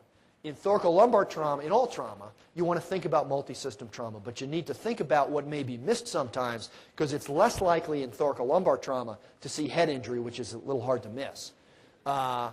In the TL spine, you're more likely to see chest injuries, including the thoracic aorta. Some places, any sort of penetrating trauma, any sort of blunt trauma, rather, that comes in as a code yellow or whatever you call it, is an indication for aortogram. Now, that's not necessarily standard treatment, but you need to think about, with a thoracic or thoracolumbar spine injury, does this patient have chest trauma, and could this patient have a thoracic aortic injury, which is easy to miss in a healthy patient who can mount a response for a few hours and then die on the table afterwards.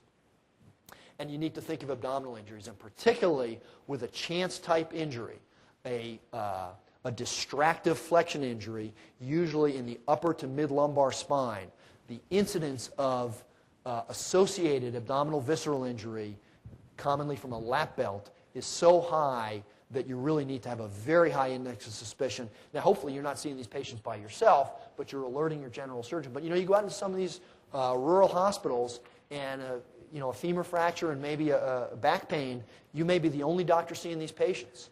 And when you realize the back pain is a chance injury, that doesn't necessarily mean they call the code team in. So you really need to you need to know these things on your own, particularly those associated traumatic injuries, and then call for a doctor, is my recommendation. At T11 to L1, be aware of the fact that you can have an isolated conus injury or a variety of mixed neurologic patterns. So when you see a T12 burst, an L1 burst, you may just have a conus medullaris injury with inability to void and an abnormal rectal exam, and the legs may work fine. Or if you just pull the sheets up, which the emergency room nurses will do sometimes, and say wiggle your toes, their ankle motors may work fine, and their hip flexors and quadriceps could be completely out. So you really need to be aware of the importance of doing a systematic neurologic exam that starts at T10, sensory and motor function, and works its way down, including a good rectal exam. And do not rely on the fact that somebody else did it, because the general surgeons are not worried about what you're worried about when they do their rectal exam. In general, if the injury is from L2 down, it involves the cauda equina rather than the cord, and has a somewhat better prognosis, and probably speaks to a more aggressive approach in terms of considering decompression. You should be aware of the three-column injury of the spine, and it's certainly not ideal, but you could easily be tested on just the specifics of this. The anterior column involves the anterior longitudinal ligament, the anterior half of the vertebral body. The middle column involves the posterior longitudinal ligament and the posterior half of the vertebral body. And the posterior column involves the posterior elements, and equally importantly, the posterior ligamentous structures like the interspinous and supraspinous ligaments, the ligamentum flavum, the facet capsule. If 2 out of 3 columns are disrupted, then according to Denis, you have an unstable thoracolumbar spine. That does not necessarily mean that the patient needs surgery, but it means that the patient needs aggressive treatment. And it also means that the patient is at more risk for a neurologic injury or more risk at recurrence of their neurologic injury should they have one that recurs.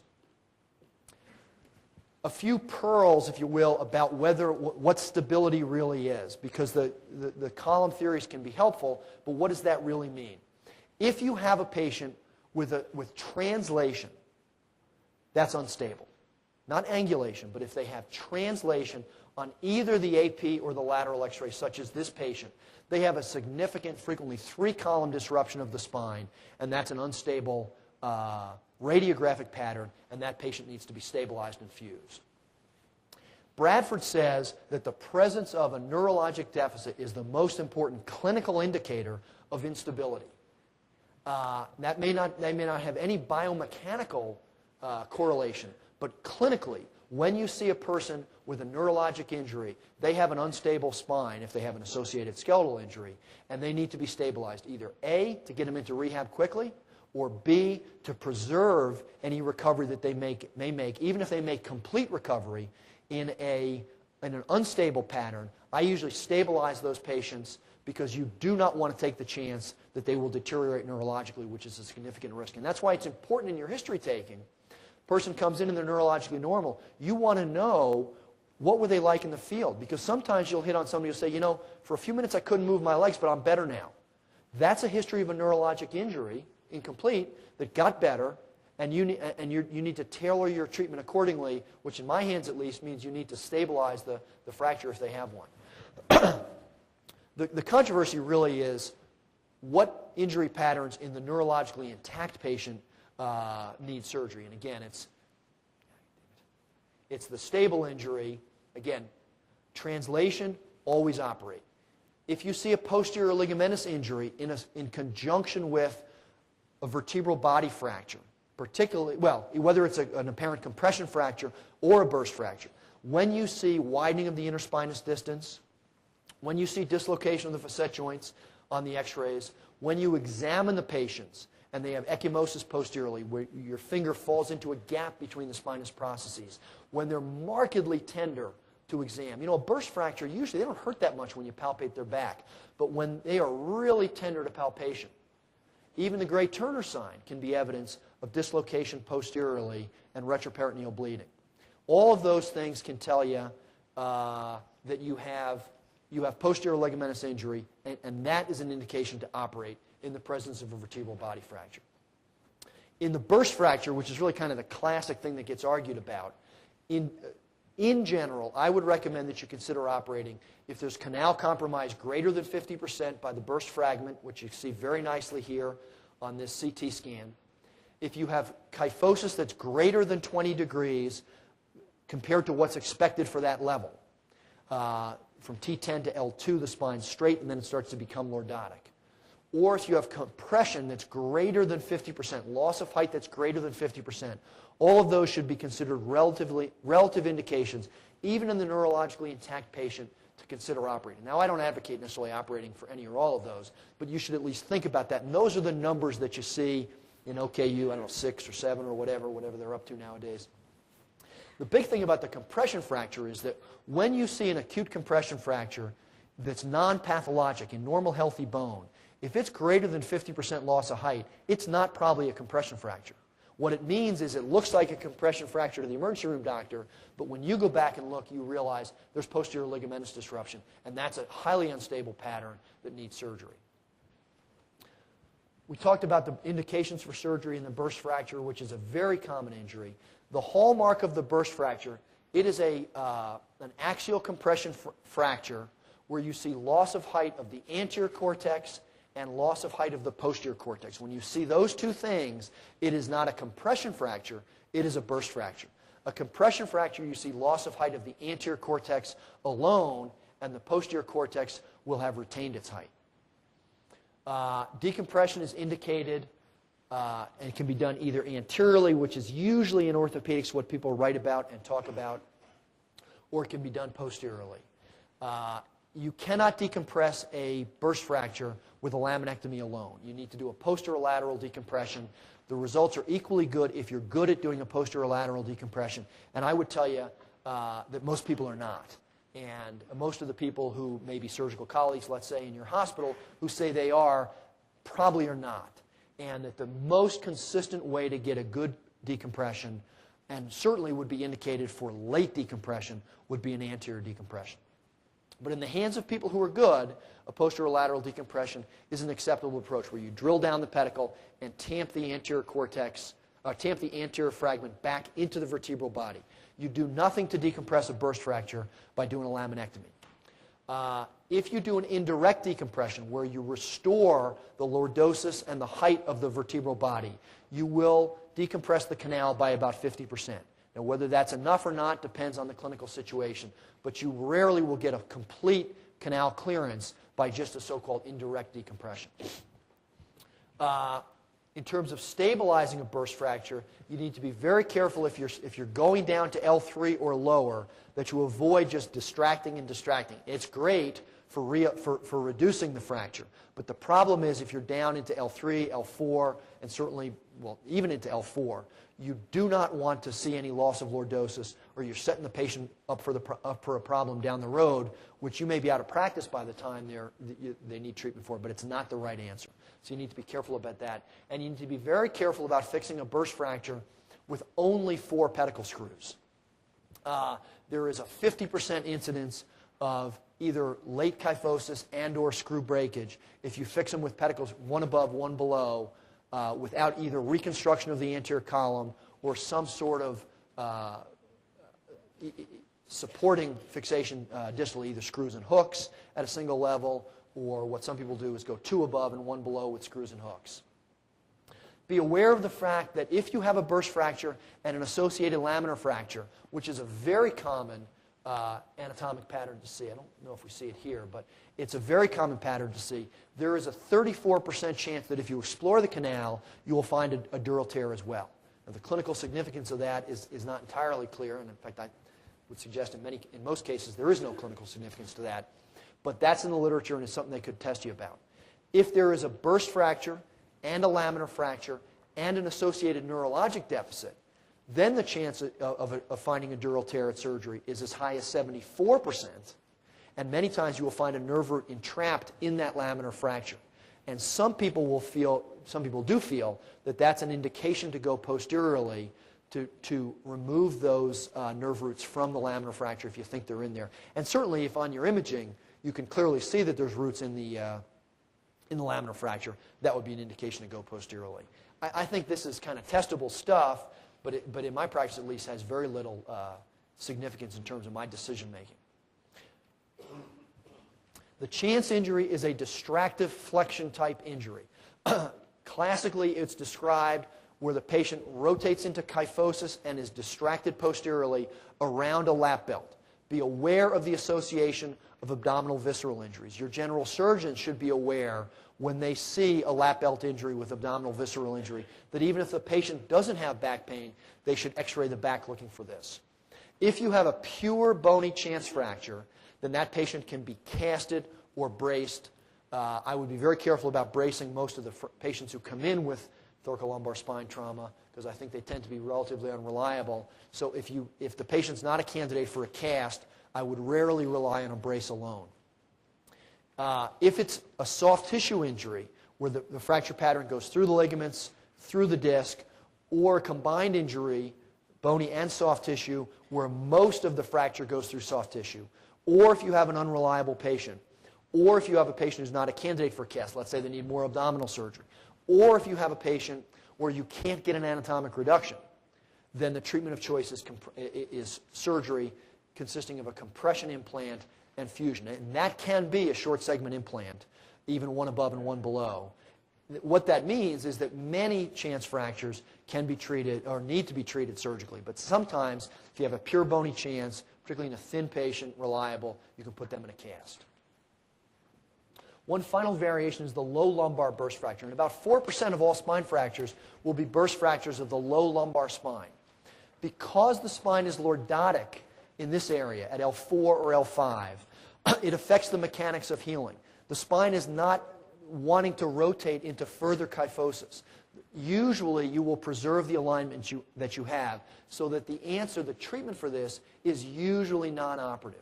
The exceptions to that would be either someone with a significant neurologic deficit, like a complete cauda equina syndrome, a profound degree of weakness in one or both legs, or certainly a progressive neurologic deficit, or someone who has either severe deformity with marked kyphosis, or someone who has progressive deformity, where you say, well, I'm going to put this in a cast, and then over time you see them rotating into more and more kyphosis. Those would be indications for surgery. The problem is the downside of surgery. It's not that easy to do an L5 corpectomy and stabilization, or even L4. You really don't like to do an L2 to the sacrum fusion or an L3 to the sacrum fusion. So when you weigh the pros and cons of surgical versus non-surgical treatment, the cons of non-surgical treatment go down, they usually do okay, and the pros go up significantly. So in general, guess non-surgical if you're faced with an L4, and certainly an L5 burst fracture would be best treated non-surgically. Okay, Dan Keefe, a 59-year-old woman with a long history of seropositive RA, neck pain and worsening occipital headaches. Positive Babinski sign bilaterally. Radiographs demonstrate 5 millimeters superior migration of the dens, 8 millimeters C1, C2 motion, SAC of 13 millimeters inflection. Treatment should consist of, what do you think?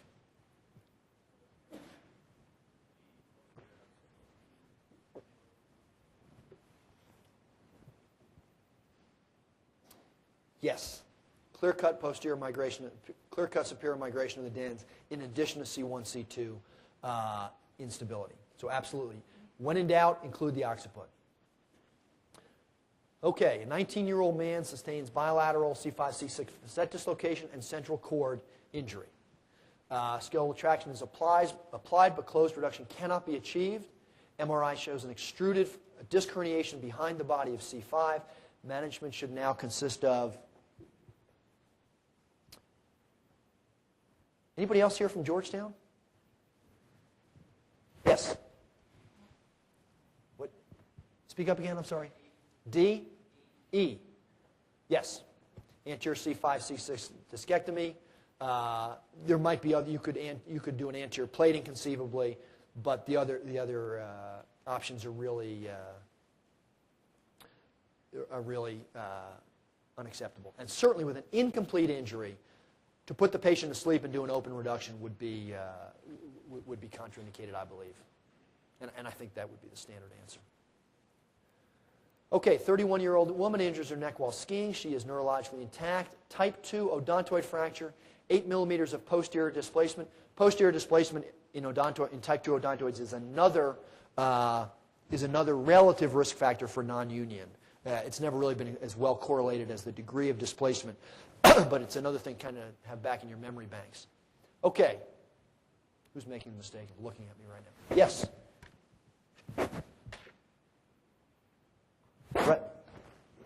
Right there. C. Right. Yeah, you could put her in a halo, but most patients are not going to choose 12 weeks in a halo with knowing that they have a greater than 50% chance of needing the definitive treatment. Some will. Anterior screw osteosynthesis is another option, but we didn't give it to you here. And the SAC is just a red herring. Okay, 26-year-old woman extricated from the back seat of a car involved in a high-speed wreck, large transverse abdominal wall abrasion, laparotomy, has a sigmoid colon injury.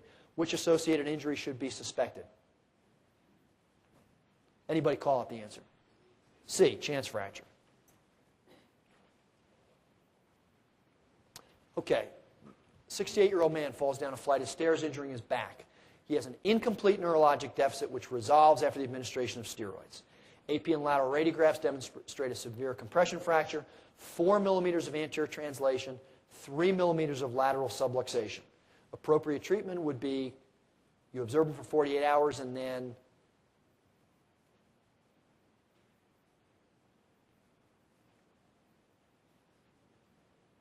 yes.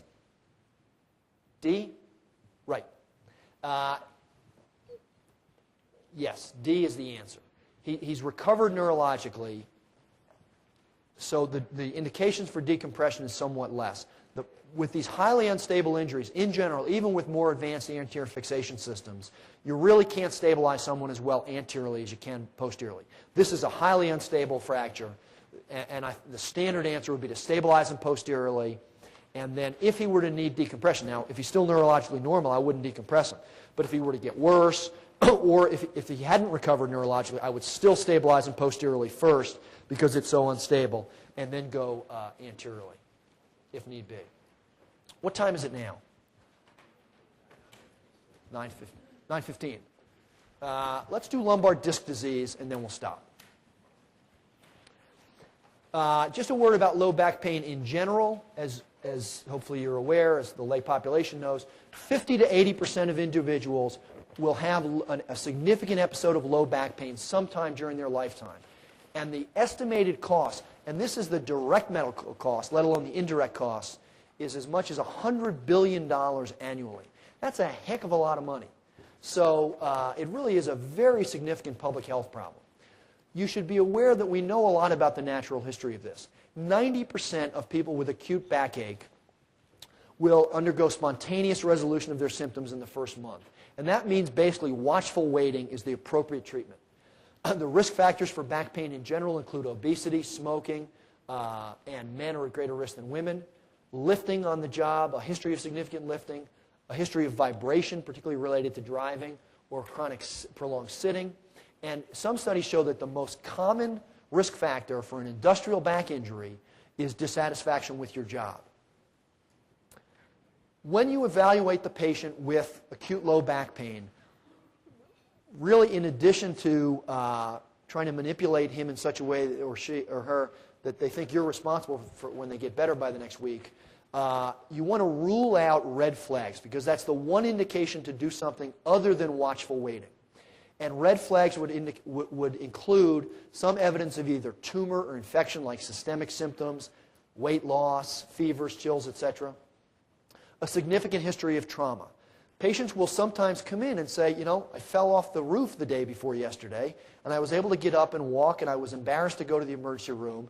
That's somebody who probably needs an x-ray, as opposed to somebody who says, I woke up the day before yesterday, and I can't move my back. And I can tell you a lot of doctors in emergency rooms get x-rays on the latter patient. So a significant history of trauma is an indication to get x-rays acutely. Or evidence of cauda equina syndrome. Urinary retention is the classic symptom of a cauda equina syndrome. And you have to wade through a lot of times in your history taking, because a lot of people have bowel and bladder complaints that they're more than happy to tell you about chapter and verse. But you need to focus in on what's significant. But if you see somebody who says, yeah, I have horrible back pain and the back of my legs is numb, and yeah, you know, I've noticed I can only pee when I stand in the shower, that's very significant. The indication for imaging would be to pursue red flags. And although the standard is probably to get x-rays, x-rays in your office really virtually tell you nothing most of the time.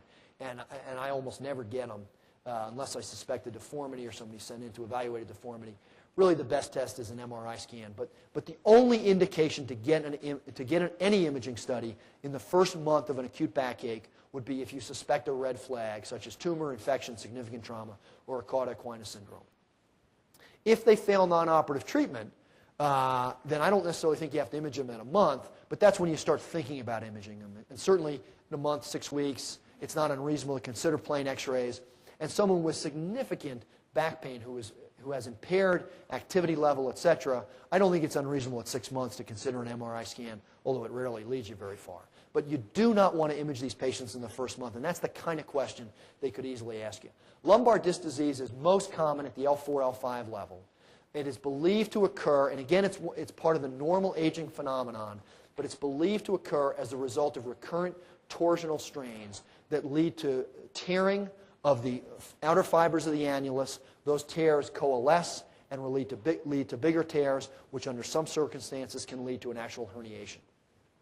Lumbar spondylosis, just like cervical spondylosis, involves desiccation, loss of water content of the disc, collapse of disc height, progressive arthrosis of the facet joint, which is a significant part of the pathology of that three-joint complex. You see disc bulging, osteophytosis.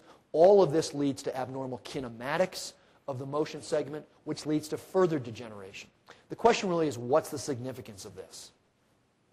Again, there's abnormal MRI scans in asymptomatic patients in the low back as well, even better defined for the lumbar spine than for the cervical spine.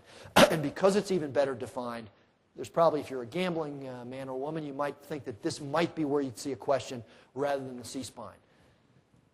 This is a little more busier than the C-spine. Between the ages of 20 and 40, about 20% of patients, asymptomatic persons, not patients, will have a disc herniation, and somewhere between a third and a half will have bulging or degeneration of the disc. Between 40 and 60, still only about 20% will have disc herniations, but the risk of degeneration and bulging goes up. Between the ages of 60 and 80, the risk of HNP surprisingly actually goes up, and then you start to see a significant risk of stenosis. Again, these are asymptomatics, and almost a universal prevalence of degenerative changes, bulging or degeneration of the disc. With lumbar discs, as opposed to cervical discs, there are two different types. The classic disc herniation is a posterolateral disc herniation, and at the L4, L5 level, a posterolateral disc herniation will get the lower numbered root. 90 to 95 to 98% of disc herniations at the L4, L5 level will get the L5 or lower numbered root. But in the lumbar spine, you can get a foraminal or far lateral disc herniation.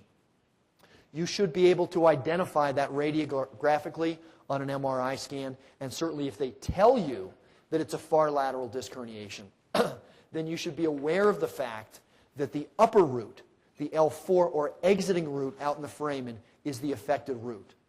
I think they will give you if they just say it's a lateral disc herniation, you need to be a little careful. But if they tell you this is a far lateral disc, or this is a foraminal disc herniation, or if they show you on a parasagittal MRI scan a foramen filled up with disc material, you should be aware, you know, at L4-5, that ain't L5, that's L4. And again, you need to know the neurologic findings, which really should be gimmies. And Hoppenfeld's book on physical exam and Hoppenfeld's neurology little treatise is really fantastic. And you shouldn't leave your residency without knowing these things anyway, let alone pass your boards. The diagnosis of lumbar spine problems really is primarily based on history of physical examination. X-ray is a very limited utility. You wait 4 weeks, and it is really relatively nonspecific. This is a poster child for lumbar disc disease, vacuum disc phenomenon, traction osteophytes, discogenic osteosclerosis in the vertebral bodies, sclerosis of the disc, loss of disc height, retrolesthesis in an asymptomatic patient. EMG and nerve conduction velocity testing is really of very limited utility as well. Certainly in first-time low back patients, patients with lumbar radiculopathy, I don't think an EMG tells you anything that a good physical examination doesn't tell you. The nerve conduction velocity testing can be helpful sometimes in differentiating neuropathy from a radiculopathy. That's more of a stenosis situation, usually in elderly patients. It can sometimes help sort out in a confusing picture in the multiply operated back, and it can, you didn't hear it from me, can get the patient out of your office sometimes while you catch your breath and think what you're going to do with him or her next time. But really, in general, this is a needless use of medical resources, I think, in 99% of patients, even patients who are going to go to the operating room. Neuroradiographically is, again, there's a high risk of asymptomatic normals, so you need to not just jump on MRI scan every time you see somebody, and you need to be careful when they come in from their friendly family practitioner with an MRI under their spine, a week's worth of back pain and some tingling in their big toe, saying, gee, this is an operative case now. It really should be thought of as a preoperative test. You should be aware that the tension sign is the most important, most predictive physical finding. And most of the time, since most lumbar disc problems occur at L4-5 or L5-S1 and involve the L5 or the S1 roots, most of the time you're looking at the straight leg raising sign. The straight leg raising sign can be done sitting or supine, and it should reproduce the patient's pain or paresthesias somewhere between 30 to 70 degrees of hip flexion. If the hip is already flexed, then somewhere about 30, in a sitting straight leg raise, at about 30 degrees or so of getting the knee out straight, it should reproduce their symptoms. It is physically impossible to have a positive straight leg raising sign in a patient who doesn't have leg pain. So it's kind of a meaningless test. I will dictate in my note, straight leg raising, reproduce back pain only on the right or the left, but it has no real significance in terms of decision making. It's important only to the extent that it reproduces their radicular pain. It is the most important, most predictive physical finding and really should be thought of as a necessity to identify someone for surgical treatment. If you are bringing someone to the OR, either on your test or in your practice, and they don't have a straight leg raising sign, and the operation is lumbar discectomy for radiculopathy at L4-5 or L5-S1, you really need to ask yourself, am I filling in the right circle, or am I doing the right thing for this patient? Because many times the answer will be no. If it's L3 or L4, then the femoral nerve stretch test is the appropriate tension sign. Even people with herniated discs, 90% or more of them will get better without surgery. Most will improve in the first 4 to 6 weeks, and of those who don't improve in 4 to 6 weeks, most will get better at 12 weeks. This is why we wait typically at least 6 weeks to consider operating. There is some theoretical evidence that after 12 weeks the results of surgery begin to deteriorate. I certainly wouldn't push someone to have surgery as we get to that 12-week point, and I would not withhold surgery from somebody who's 6 months or a year or even 2 years of radiculopathy if they're good surgical candidates otherwise. The operative and non-operative results are equal at 4 years, begin to come close to equal at 1 year, and the reason for that is the long-term problem is back pain. This is an operation that's great for taking away their sciatica. And the good surgical candidates are the candidates who are going to go find another doctor if you say, well, all you got to do is wait a year with this and it will get better. The patients who wonder, gee, maybe I could wait a year or 4 years for my results to get the same, they probably should wait a year or 4 years. It's the patient who cannot live anymore with their leg pain, not their back pain, their leg pain, that is a good surgical candidate. In general, non-operative treatment is usually best and is almost always best early on.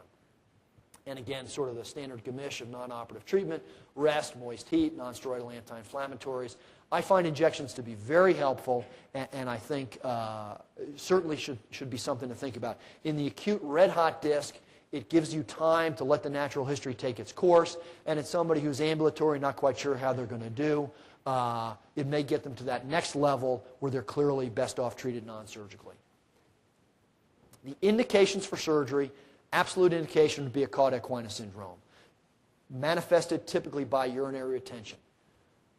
A relatively absolute indication would be progressive weakness, a person who comes in with progressive, significant weakness. Not just an EHL that you thought last time was 5- and now it's 4+, but clearly getting worse. Be aware of the fact that many times patients will come in with a lot of weakness, and when they're in terrible pain, they can't fire those motors. Those are the patients who you convince yourself, and hopefully them, in the recovery room that not only did their pain go away, but lo and behold, their strength got better. Their strength gets better when their pain goes away, and if you get them an epidural shot, many times their strength will get better as well. But if you clearly have progressive weakness, that's an indication to operate. It's very uncommon in my experience in lumbar disc disease, actually more common in stenosis. Far and away, the most common indication is persistent, disabling back pain. The ideal candidate for a lumbar discectomy has 4 things. Their chief complaint is sciatica. That's the thing they talk about the most. It can be primarily in their buttock, but it should go below the knee in a clearly dermatomal distribution or with pain and or paresthesias. It's nice for them to have an abnormal neurologic finding, although it can be subtle, a little bit of sensory change, a little bit of weakness. They should have a tension sign, and finally, they need to have a confirmatory MRI. Same side, the same level you guessed preoperatively, maybe you're off by a level, but anything more than that, you need to be very careful about just going on a fishing expedition. And they need to have failed non-operative treatment, because they can have all 4 of these things and still get better non-operatively. If they have all 4, and if they fail non-operative treatment, 95+ of them are going to do great. They're going to do great if they're in terms of relief of leg pain, not necessarily back pain. Somewhere between 15 to 30% will have significant back pain, and they need to be aware of that preoperatively. Only 50% of patients will make a complete recovery of motor or sensory function in the old studies, which there's no reason to think our studies today are any better. And only 25% will get their reflexes back. And if you practice in a city with lots of yuppies, they'll come in having practiced their reflexes following the surgery just to see, and will want to know why they haven't become normal again. And the complications include dural tear, about 1%. This is you should be aware that the treatment is to repair the dural tear watertight at the time of surgery. If you can't, patching or some other treatment, but you don't leave leaking CSF at the time of surgery except in the most extraordinary of circumstances. If they have recurrent CSF leakage postoperatively, a perfectly acceptable treatment, and one I think you might be asked about, is placing a subarachnoid drain at the bedside, let it drain for 4 or 5 days, and most patients will have a resolution of their CSF leak. Recurrent disc herniation occurs between 3 and 11% of patients. It's not necessarily an indication for surgery, although it can be. It should be treated non-operatively at first. Discitis is rare, but it does occur, typically somewhere between 3 to 6 weeks after surgery.